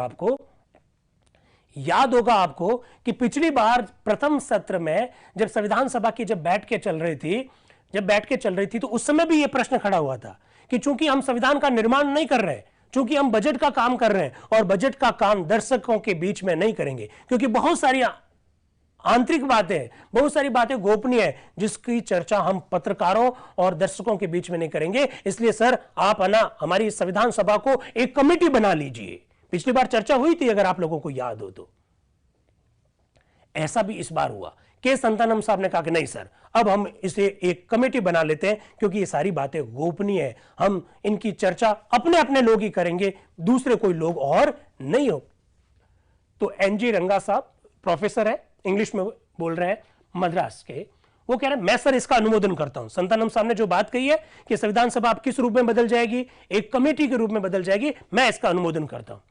तो श्री विश्वनाथ दास जो कि उड़ीसा के हैं वो बोल रहे हैं मैं भी इसका समर्थन करता हूं। तो श्री सोमनाथ लाहिरी जी, कौन सोमनाथ लाहिरी जी? एकमात्र लेफ्ट मेंबर। कौन सोमनाथ लाहिरी जी? जिसके कल फॉर्म वापस ले लिया था 13 लोगों हो चुका है सर, वह इस पर स्टेटमेंट देने को है, इसलिए हम चाहते हैं कि यह गुप्त रूप से हो, कोई बात छिपाने या भयभीत होने की नहीं है, परंतु हमें बोलने की स्वतंत्रता चाहते हैं। भाई जनता के बीच में हम लोग बोल नहीं पाते हैं, तो बजट के अनुमानों पर चर्चा करनी है तो हम लोग चाहते हैं कि हमको बोलने की स्वतंत्रता हो, तो जनता नहीं, अब कमेटी बन जाओ। अध्यक्ष अंग्रेजी में बोल रहे हैं। तब मैं इस संदर्भ में सभा की इच्छा जानना चाहता हूं, जो प्रस्ताव पर कमेटी में विचार करने चाहते हैं वे कृपया हां कहेंगे। तो वो कह रहे हैं डॉक्टर राजेंद्र प्रसाद कि भाई अब तो यार मैं फंस गया हूं, अब मैं चाहता हूं कि संविधान सभा क्या सोचती है इस बारे में, मैं उनके विचार जानना चाहता हूं। वो कह रहे हैं कि जो चाहते हैं कि भाई कमेटी के रूप में विचार हो वो हां बोलिए। इसी बीच में माननीय बीजी खैर साहब जो कि बंबई से है, बंबई के प्रधानमंत्री थे, स्टार लगा हुआ है, वो कह रहे हैं संपूर्ण सभा को कमेटी का रूप धारण करना चाहिए। इसके बाद में अध्यक्ष वे जो कमेटी के पक्ष में है हां कहे, प्रस्ताव स्वीकार कर लिया गया। यानी सबने क्या बोला? हां। अध्यक्ष स्टार लगा हुआ, अंग्रेजी में बोल रहे हैं अब हम कमेटी का रूप धारण करेंगे, और चूंकि कमेटी की बैठकें गुप्त रूप से होती है इसलिए मैं दर्शकों से चले जाने की प्रार्थना करता हूं। दर्शकों से निवेदन है वो जाइए, अब हमारी मीटिंग गोपनीय होगी। तब गैलरियां खाली कर दी गई। इसके बाद कार्यवाही गुप्त रूप से हुई, पर यह गुप्त हमारे लिए नहीं है, हम तो उस पर चर्चा करेंगे। तो चर्चा आपके लिए लाई जा रही है। इसके बाद कार्यवाही गुप्त रूप से की गई, और ये देखिए क्या लिखा, गुप्त कार्यवाही, स्टार लगा हुआ, एनवी गाडगिल साहब बोल रहे हैं। यह अनुमान इस सभा की नियुक्त की गई कमेटी ने तैयार किए हैं और नियमों के अनुसार वे इस सभा की स्वीकृति के लिए पेश किए जाते हैं। बड़ी सुंदर सी बातें, जो बातें आपने कभी भी नहीं जानी होगी, आज आपके सामने रखने जा रहे हैं। स्पष्ट रूप से यह एक ऐसा विषय है, इसमें कोई व्यक्ति दृढ़ता से कोई बात नहीं कह सकता है। मैं ये कहना चाहता हूं कि मेरे पास जो भी सूचनाएं हैं वे मैं आपको दूंगा, और इस विषय को संविधान सभा के अंतिम निर्णय के लिए छोड़ देता हूं।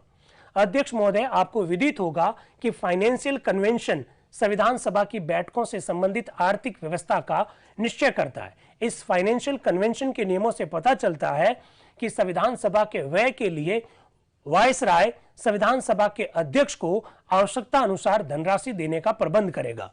वायसराय देगा पैसा संविधान सभा को अपने काम चलाने के लिए। अध्यक्ष से यह आशा की जाती है कि वे विस्तृत अनुमानिक विवरण दें, और संविधान सभा अध्यक्ष को 2 शर्तों पर यह धनराशि दे दी जाएगी। उनमें से एक शर्त यह है कि केंद्रीय धारा सभा यानी केंद्र की व्यवस्थापिका यानी संसद, केंद्र की धारा सभा की स्टैंडिंग फाइनेंशियल कमेटी इसे स्वीकार करे और धनराशि के लिए केंद्रीय धारा सभा के बजट अधिवेशन में प्रस्ताव स्वीकार किया जाए। अर्थात हम जो बातें यहां से पारित करके भेजेंगे वो हमारी केंद्र की व्यवस्थापिका के पास जाएगी, और हमारी जो व्यवस्थापिका यानी जो हमारी संसद है वो संसद इस बजट को क्या करेगी? स्वीकार करेगी। स्टैंडिंग फाइनेंशियल कमेटी ने गत जुलाई मास में सन 1946-47 ईस्वी के लिए 47 लाख रुपए की राशि स्वीकृत की थी, और इस समय नियम नहीं थे, इसलिए एक अनुमानिक ब्यौरा परीक्षण के तौर पर बनाया गया था। उस समय हमको 47 लाख रुपए दिए थे, और उस समय चूंकि नियम थे नहीं, जुलाई 1946 की बात कर रहे हैं, और नियम तो सब दिसंबर 1946 में बने थे, क्योंकि संविधान सभा की बैठक भी उस समय हुई थी। तो उस समय हमको 47 लाख रुपए एक अंदाजे के रूप में मिल गए थे, और उसी के आधार पर गत नवंबर मास में केंद्रीय धारा सभा ने 1946-47 के आर्थिक वर्ष में होने वाले संभावित व्यय की दृष्टि रखते हुए 17 लाख रुपए के व्यय के लिए प्रस्ताव स्वीकृत किया है। उस बात को ध्यान रखते हुए नवंबर 1946 में हमको 17 लाख रुपए और आवंटित किए गए। अब कुछ अनुमानों के आधार पर सन 1946-47 और 47-48 के अनुमान ब्यौरे तैयार किए गए हैं। एक अनुमान यह है कि सन 1947-48 में समस्त संविधान सभा की बैठकें 4 मास तक रहेगी। अब देख लीजिएगा, 47-48 में 4 महीने तक हमारी बैठकें चलेगी, ऐसा मोटा मोटा आइडिया है। इससे आपके भी दृष्टिकोण साफ हो रहे हैं कि 47-48 में 3-4 महीने तक संविधान सभा की बैठकें होने वाली है, और इसके सेक्शन की भी उतने ही समय के लिए बैठक होगी। सेक्शन क्या होते हैं यार? 3, क्या बात है। हरमन राम जी ने बताया 3, सिद्धिया सिंह जी ने भी बताया 3, बहुत बढ़िया। जो 3 सेक्शन है वो भी गठित हो जाएंगे, उनकी भी बैठकें होगी, ए, बी और सी। इसके अतिरिक्त सभा द्वारा नियुक्त की गई कई कमेटियों की बैठक होगी। अब मैंने आज्ञा पत्र पर छपे हुए कई संशोधन देखे हैं और इनसे पता लगता है कि आलोचना 3 दिशाओं में की गई है। वो कह रहे हैं कि हमने जो बजट का जो अनुमान बताया है उसमें 3 दिशाओं में हमारी आलोचना की गई है। कुछ संशोधन अधिकारियों के ऊंचे वेतन के विरोध में है। संविधान सभा में जो काम करने वाले अधिकारी जो है उनको जो हम ऊंचा वेतन दे रहे हैं उसके संदर्भ में कुछ संशोधन है। कुछ थोड़ा वेतन पाने वाले कर्मचारियों के वेतन की नीची दरों के विरोध में, अधिकारियों को ऊंचा वेतन मिलेगा उसके विरोध में कुछ संशोधन है। कुछ संशोधन कर्मचारियों को बहुत कम वेतन मिलेगा उसके संदर्भ में है। और कुछ संविधान सभा के सदस्यों के बारे में, संविधान सभा के सदस्यों के भत्ते के बारे में। बहुत ध्यान से सुनिएगा, 3 प्रकार की आलोचना है। संविधान सभा के जो अधिकारी है उन अधिकारियों को जो ऊंचा वेतन दिया जा रहा है उसके बारे में कुछ आलोचना है। संविधान सभा में जो कर्मचारी है उसको निम्न वेतन दिया जा रहा है, कुछ आलोचना उसके संदर्भ में, और कुछ आलोचना संविधान सभा के सदस्यों के भत्तों के बारे में।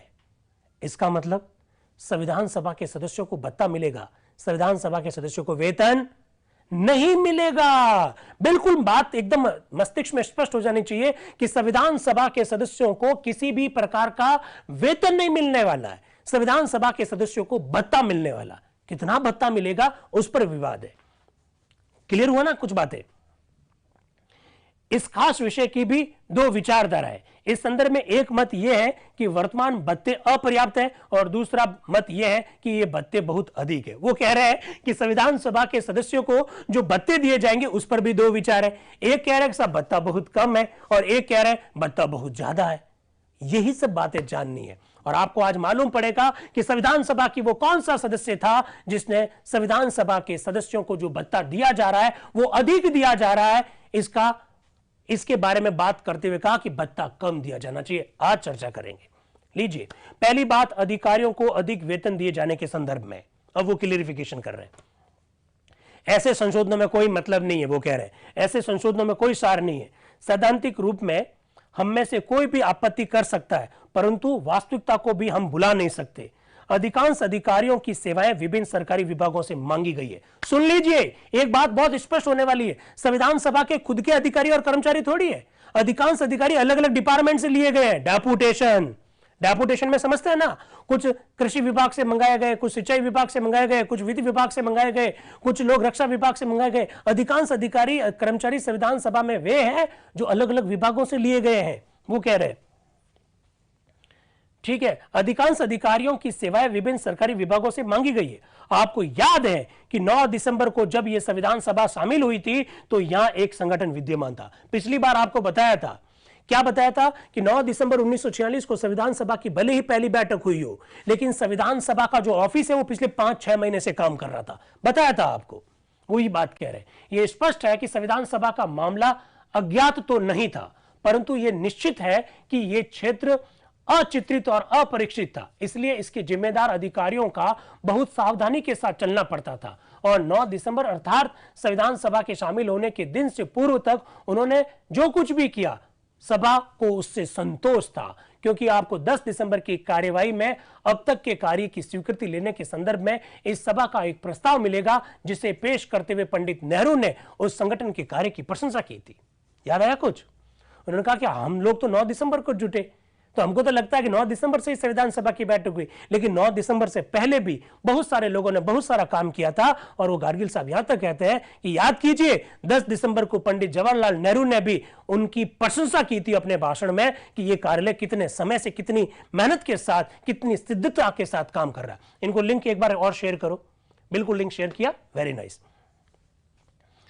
फिर वो कह रहे हैं, अच्छा लिंक बार बार शेयर करना मतलब बार बार भरना नहीं है, आपको भरना तो एक बार ही है फीडबैक। अब इस संगठन के 2 अंग आपको याद आ रहा है? संविधान सभा के 2 अंग थे, याद आया कुछ? संविधान सभा का जो कार्यालय था उसके 2 भाग थे। एक प्रशासनिक भाग था जिसका अध्यक्ष संविधान सभा का सचिव था, और एक ऐसा भाग था जिसका अध्यक्ष संविधान सभा के संवैधानिक सलाहकार थे। आपको यह बात याद रहनी चाहिए, पहले सत्र में बताई थी हमने। अब इस संगठन के 2 अंग हैं, जिनमें से एक सलाहकार अंग है और दूसरा प्रबंधात्मक है। आपको विदित होगा कि सलाहकार अंग के अंतर्गत संविधान के सलाहकार, अनुसंधान करने वाले अधिकारी और इस कार्य के लिए अत्यंत आवश्यक अन्य कर्मचारी शामिल है। सेक्रेटरी, डिप्टी सेक्रेटरी तथा अंडर सेक्रेटरी प्रबंधात्मक अंग के अंतर्गत आते हैं और सन 47-48 के लिए 11 अतिरिक्त डिप्टी सेक्रेटरी नियुक्त करने का प्रस्ताव है, जो यदि इसकी अत्यंत आवश्यकता हुई तो प्रांतीय संविधानों का मसौदा तैयार करेंगे और इस तरह इस काम के लिए प्रत्येक प्रांत का कम से कम एक अधिकारी और लेना पड़ेगा।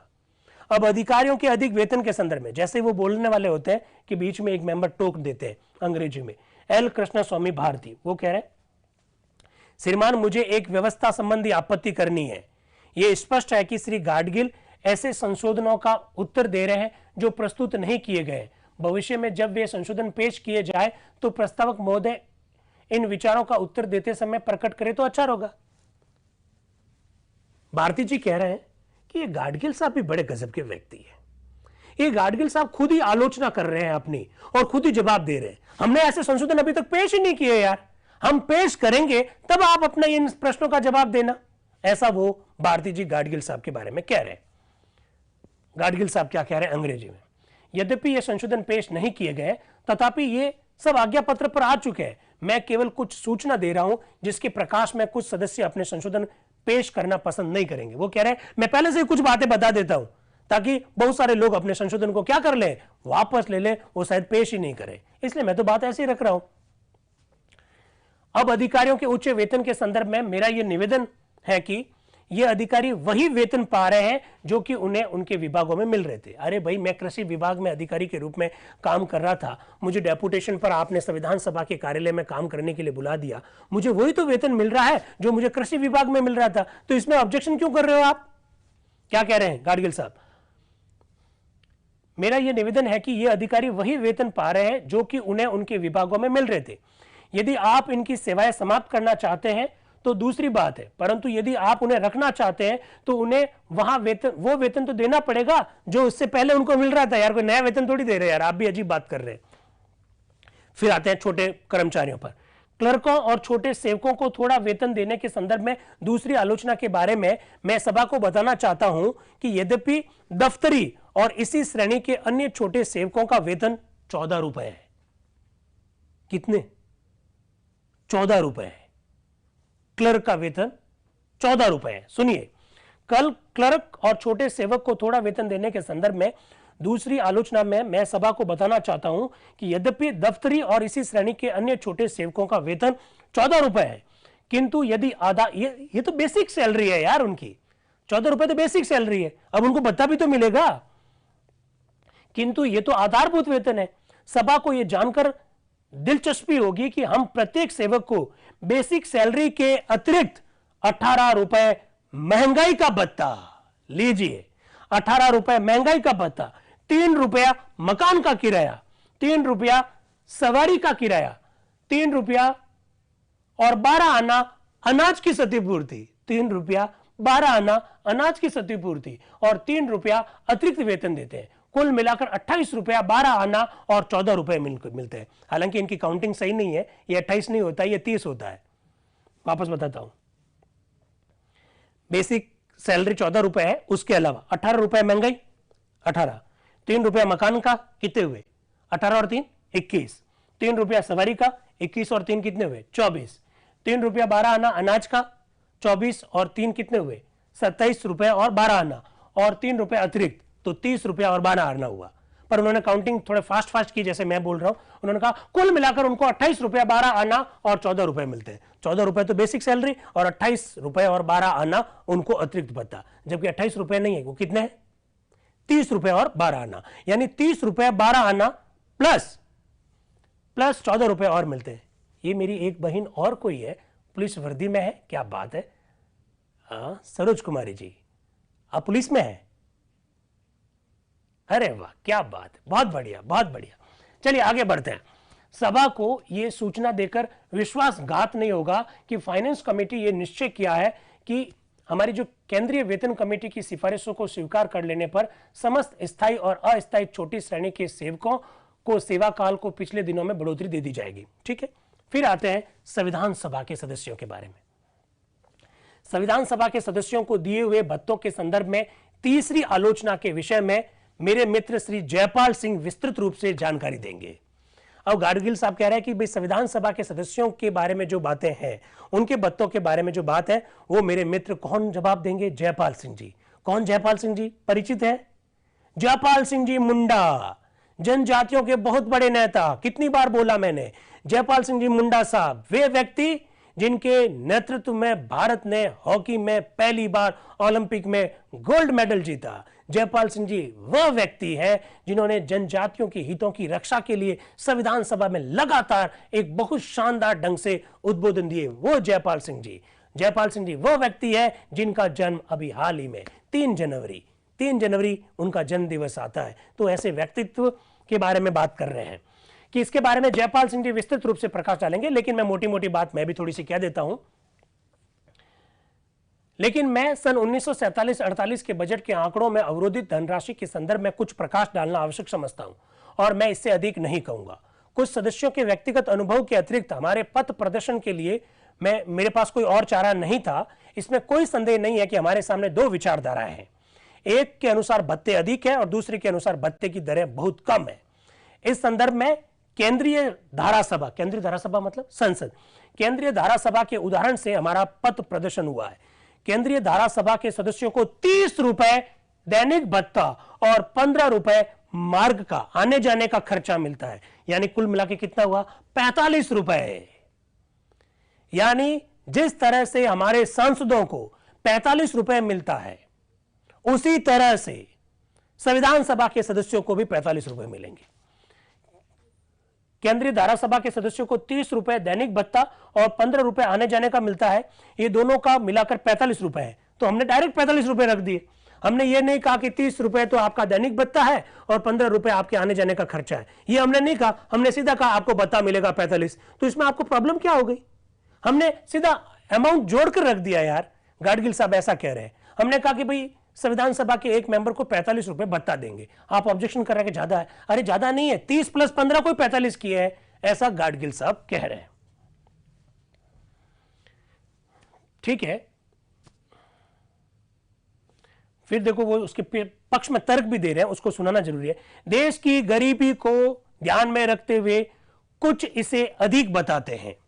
मैं इस दृष्टिकोण की साहसपूर्ण सराहना करता हूं। इस भत्ते को कम करने का यह अर्थ होगा कि केवल संपन्न अमीर राजा लोग ही संविधान सभा में भाग लेंगे। अरे यार 45 रुपए तो वो कह रहे हैं, इससे मैं कम नहीं कर सकता। इससे अगर मैं कम करूंगा तो फिर संविधान सभा में हम लोग जो सामान्य सदस्य हैं वो भाग ही नहीं ले पाएंगे, हमारे लिए पॉसिबल ही नहीं होगा। 45 रुपए तो कम से कम दो यार। जिन लोगों ने देश सेवा में अपना संपूर्ण जीवन अर्पित कर दिया और जिनके पास पैतृक या स्व अर्जित संपत्ति नहीं है, उन्हें संविधान सभा से विदा होना पड़ेगा। उन्हें 12 महीने या इससे भी अधिक समय तक अपने काम धंधों को छोड़कर निश्चित रूप से यहां रहना होगा। क्योंकि केंद्रीय सभा के सदस्यों को यही भत्ता मिलता है, इसलिए मेरे विचार में 45 रुपए अधिक नहीं है। यदि हम 45 रुपए का मिलान प्रांतीय धारा सभा के सदस्यों को मिलने वाले भत्ते से करें तो वो भी इतना ही आता है यार। राज्यों की विधानसभा में भी इतना ही मिलता है, संसद में इतना ही मिलता है, तो संविधान सभा के सदस्यों को 45 रुपए तो कम से कम दो। दूसरी आलोचना के अनुसार यह भत्ता बहुत कम है, यह रकम कुछ सदस्यों के लिए कम है। अब कुछ लोग कह रहे हैं ये तो साहब बहुत कम है यार, 45 रुपए में हमारा क्या होता है। तो गाडगिल साहब बड़ा एक कमेंट कर रहे हैं। वो क्या कमेंट कर रहे हैं जरा सुनिएगा। यह भत्ता बहुत कम है, यह रकम कुछ सदस्यों के लिए कम हो है, उनका जीवन स्तर ऊंचा हो सकता है। भाई अब वो आप लग्जरी लाइफ जीते हैं, बड़ी बड़ी गाड़ियों घोड़ों में आते हैं, बड़ी होटलों में ठहरते हैं, तो आपके लिए 45 रुपए कम हो सकते हैं। कमेटी ने मध्य का रास्ता अपनाया है, ना कम रखा ना ज्यादा रखा, बीच का रास्ता अपनाया। मुझे आशा है कि परिषद यानी सभा इसे स्वीकार करेगी, ऐसा वो गाडगिल साहब कह रहे हैं। और वो कह रहे हैं कि कुछ लोगों को हवाईजहाज की भी यात्रा करनी पड़ती। उस समय 1947 में कुछ लोग थे जो हवाईजहाज की यात्रा करते थे। हम में से कितने लोग हैं जो हवाईजहाज की यात्रा कर रहे हैं? सोचिए कि 75 साल पहले हमारे संविधान निर्माताओं ने जो सपना देखा था, उस सपने को पूरा कितना हो पाया। आप ये मुझसे प्रश्न पूछ सकते हैं कि सर हवाई यात्रा करना कोई सपने को सच करने जैसा नहीं है। बिल्कुल मैं आपसे सहमत हूं, लेकिन मैं ये कहना चाह रहा हूं कि 1947 में जब जनवरी का महीना है उस समय भी ये कहा जा रहा है कि कुछ सदस्य जो है हवाई जहाज की यात्रा करते हैं। इसका मतलब क्या हुआ? इसका मतलब ये हुआ 1947 में हमारे देश में कुछ लोग थे जो हवाई जहाज में बैठते थे। मेरा कहने का तात्पर्य ये है, एक माननीय सदस्य बोल रहे हैं बीच में इंग्लिश में, क्या सूचनार्थ ये बता सकेंगे कि सेवाएं उधार लेते समय सेक्रेटरी का वेतन क्या था? अध्यक्ष कह रहे हैं हम सब इन प्रश्नों पर प्रस्ताव होने पर विचार करेंगे। प्रस्ताव का दूसरा भाग है, अब श्री जयपाल सिंह प्रस्तुत करेंगे। अब श्री जयपाल सिंह जी आ रहे हैं जो बिहार से हैं। बिहार के विभाजन होने के बाद में वो क्या हो गए, अब वो झारखंड के माने जाएंगे। श्री जयपाल सिंह जी गजब के व्यक्ति थे। श्री प्रधान जी, मैं अपना प्रस्ताव पेश करने से पूर्व श्री गाडगिल द्वारा प्रस्तुत प्रस्ताव की रस्मी तौर से अनुमोदन करता हूं। मैं सदस्यों से आग्रह करूंगा कि वे कर्मचारियों और अर्थ समिति के लिए अपने बनाए हुए नियमों को पढ़ने का कष्ट करें। वो कह रहे हैं जयपाल सिंह जी कि यार मैं सदस्यों से पहले आग्रह कर रहा हूं कि आलोचना करने से पहले एक बार खुद नियम तो पढ़ लो यार। हमने जो नियम बनाए थे पिछले अधिवेशन में वो नियम तो पढ़ लो, वो नियम पढ़ लो, इसके बाद में आलोचना करना। वो क्या कह रहे हैं, मैं सदस्यों से आग्रह करूंगा कि वे कर्मचारियों और अर्थ समिति के लिए अपने बनाए हुए नियमों को पढ़ने का कष्ट करें। मेरे विचार से यदि सदस्यगण उन नियमों को भली भांति देख ले तो सभा का अनावश्यक बातों में व्यय होने वाला बहुत समय बच जाएगा। ये जो आप संशोधन रख रहे हो, नियम तो पढ़ के आए नहीं और आगे आलोचना करने संशोधन करने, पहले एक बार नियम पढ़ो। उदाहरण के लिए यह बात ध्यान में रहनी चाहिए कि नियुक्तियां प्रधान द्वारा होती है। मैं नियम की धारा पढ़ लेता हूं, इससे आपको बात स्पष्ट हो जाएगी।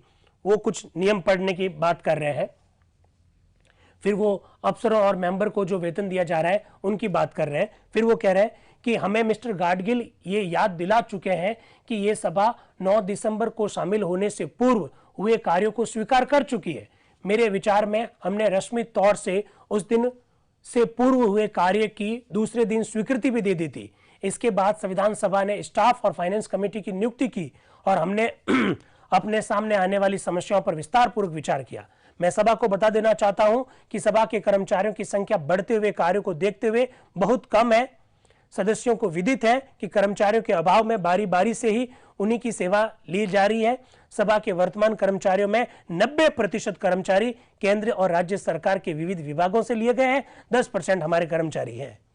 यानी संविधान सभा में भी अधिकारी और कर्मचारियों की अभाव था। तो बेरोजगारी का आलम देख लीजिए, हालत क्या है ये आप समझ सकते हैं।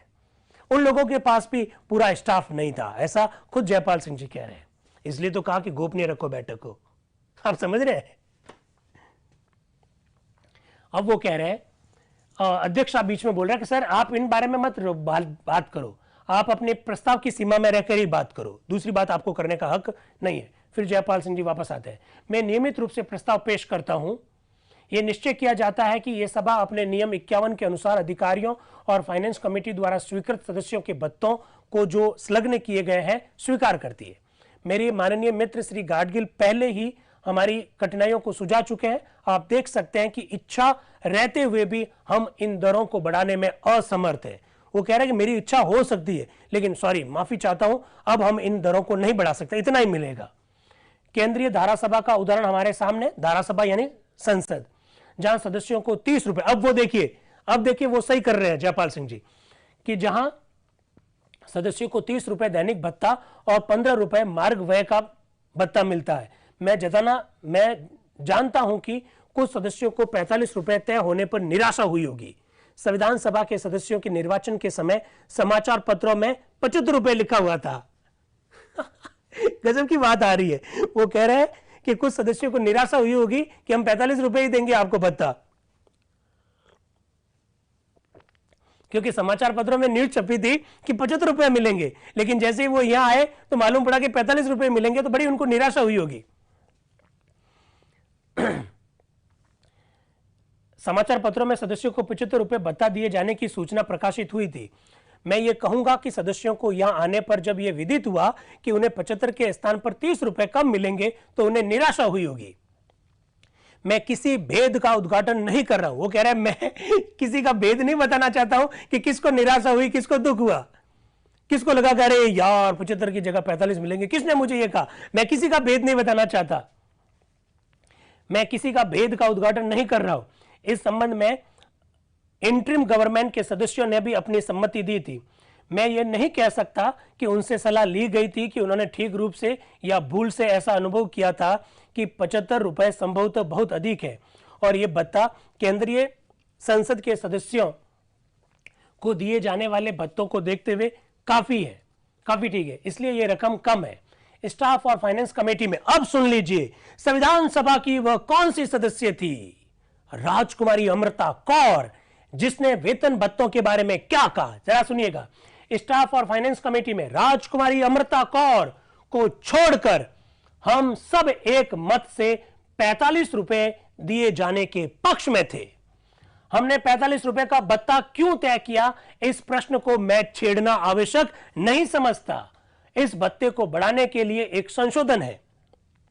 राजकुमारी अमृता कौर द्वारा घुमाया गया एक पत्र भी है जिसमें कहा गया है कि 45 रुपए का भत्ता बहुत अधिक है, ये 30 रुपए होना चाहिए। यानी ये क्लियर हो जाना चाहिए कि राजकुमारी अमृता कौर ने संविधान सभा के सदस्यों के लिए 45 रुपए का भत्ता जो तय किया गया उसका विरोध किया और इस संदर्भ में उन्होंने एक लेटर भी सबके सदस्यों के बीच में घुमाया और उन्होंने कहा 45 नहीं 30 रुपए होने चाहिए। राजकुमारी अमृता कौर ने ऐसा कहा था।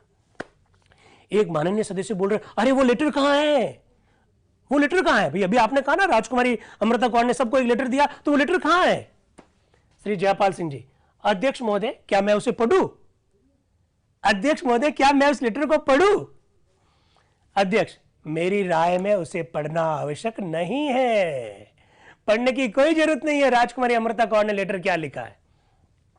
श्री जयपाल सिंह जी, इंग्लिश में, दुर्भाग्य से राजकुमारी अमृता कौर को संविधान भवन में यूएनसीओ, आप लोग जानते हैं ना, वो संयुक्त राष्ट्र संघ की बैठक में भाग लेने गई हुई थी। राजकुमारी अमृता कौर को संविधान भवन की मीटिंग में भाग लेना, संविधान सभा में यूएनईएससीओ की मीटिंग में भाग लेना पड़ा था। वे कमेटी में विचार विनिमय के समय उपस्थित नहीं थी। आप लोग जानते हैं राजकुमारी अमृता कौर 21 दिसंबर 1946 को संविधान सभा की मेंबर बनी थी। जब नियम बनाए जा रहे थे उस विचार विमर्श में वो उस समय पार्ट नहीं थी, ऐसा वो कह रहे, परंतु उन्होंने मेरे द्वारा सभा को यह कहलवाना चाहा है कि उनका कमेटी से इस खास बात से मतभेद है और उनकी राय में केवल 30 रुपए ही होना चाहिए, उससे अधिक नहीं। वो कह रहे हैं कि राजकुमारी अमृता कौर ने मुझे कहा है कि मैं ये बात कहूं कि राजकुमारी अमृता कौर को इस बात पर आपत्ति है कि 45 रुपए दिए जा रहे हैं। वो कह रहे हैं कि 30 रुपए ही दिए जाने चाहिए। मेरा प्रस्ताव है कि दैनिक भत्ता और मार्ग व्यय के भत्ता का भेद हटा दिया जाए और यह परिषद दोनों को मिलाकर एक मुश्त 45 रुपए स्वीकार कर ले। इस समय और अधिक कुछ नहीं करना चाहता, मैं रस्मी तौर पर प्रस्ताव को प्रस्तुत करता हूं। अध्यक्ष साहब हिंदी में बोल रहे हैं, स्टार लगा हुआ नहीं है। अब परिषद के सम्मुख बजट और दोनों प्रस्ताव वाद विवाद के लिए पेश हो चुके हैं। यदि सदस्यों ने बजट को पढ़ लिया है और यदि वे इस पर आज बहस कर सकते हैं तो अब भी 15 मिनट शेष हैं, क्या चर्चा करें क्या? तो कुछ माननीय सर आज नहीं, बस आज नहीं, इतना काफी है। अध्यक्ष, तब हम इस पर परसों सुबह 11 बजे विचार करेंगे। यानी कल 23 जनवरी को क्या रहेगा? अवकाश रहेगा। क्यों अवकाश रहेगा आप जानते हैं, सुभाष चंद्र बोस की क्या है, जयंती है। तब हम इस पर परसों सुबह 11 बजे विचार करेंगे। तब असेंबली शुक्रवार 24 जनवरी सन 1947 के दिन 11 बजे तक के लिए स्थगित कर दी गई। यानी 23 जनवरी 1947 को संविधान सभा की कोई बैठक नहीं, पर हम मिलेंगे। संविधान सभा के कुछ सदस्यों का परिचय आपको करवाना है, उस संदर्भ में बहुत सारे तथ्य आप लोगों के साथ साझा करने हैं, इसलिए 23 जनवरी को हम लोग मिलेंगे। जैसा खांडेकर साहब ने कहा कि 26 जनवरी को मिल जाओ, थोड़े समय के लिए ही सही उस प्रस्ताव को पारित करने के लिए मिल जाओ, तो मैं भी आपसे आह्वान करता हूं कि 23 जनवरी को कुछ समय के लिए ही सही, 20 से 25 मिनट के लिए ही सही, लेकिन हम मिलेंगे। संविधान सभा के कुछ सदस्यों से आपको परिचित करवाना है, तो कल हम वापस मिलेंगे। फीडबैक लिंक इनको शेयर कर दिया है, बिल्कुल शेयर कर दिया है, 4-5 बार शेयर कर दिया, बिल्कुल कर दिया है, ऐसा वो मुझे कह रहे हैं। आप ऐसा मत मानिए कि सर ठीक है यार, आप खुद ही जयपाल सिंह जी की तरह खुद ही प्रश्न बनाते हो, खुद ही जवाब देते हो गाडगिल साहब की तरह, ऐसा नहीं है। प्रश्न का जवाब देने के लिए टेक्निकल टीम हमारे यहाँ पर है। तो आज के लिए इतना काफी है। Thank you very much, wish you all the best. कल हम लोग मिलेंगे कुछ पलों के लिए। Thank you.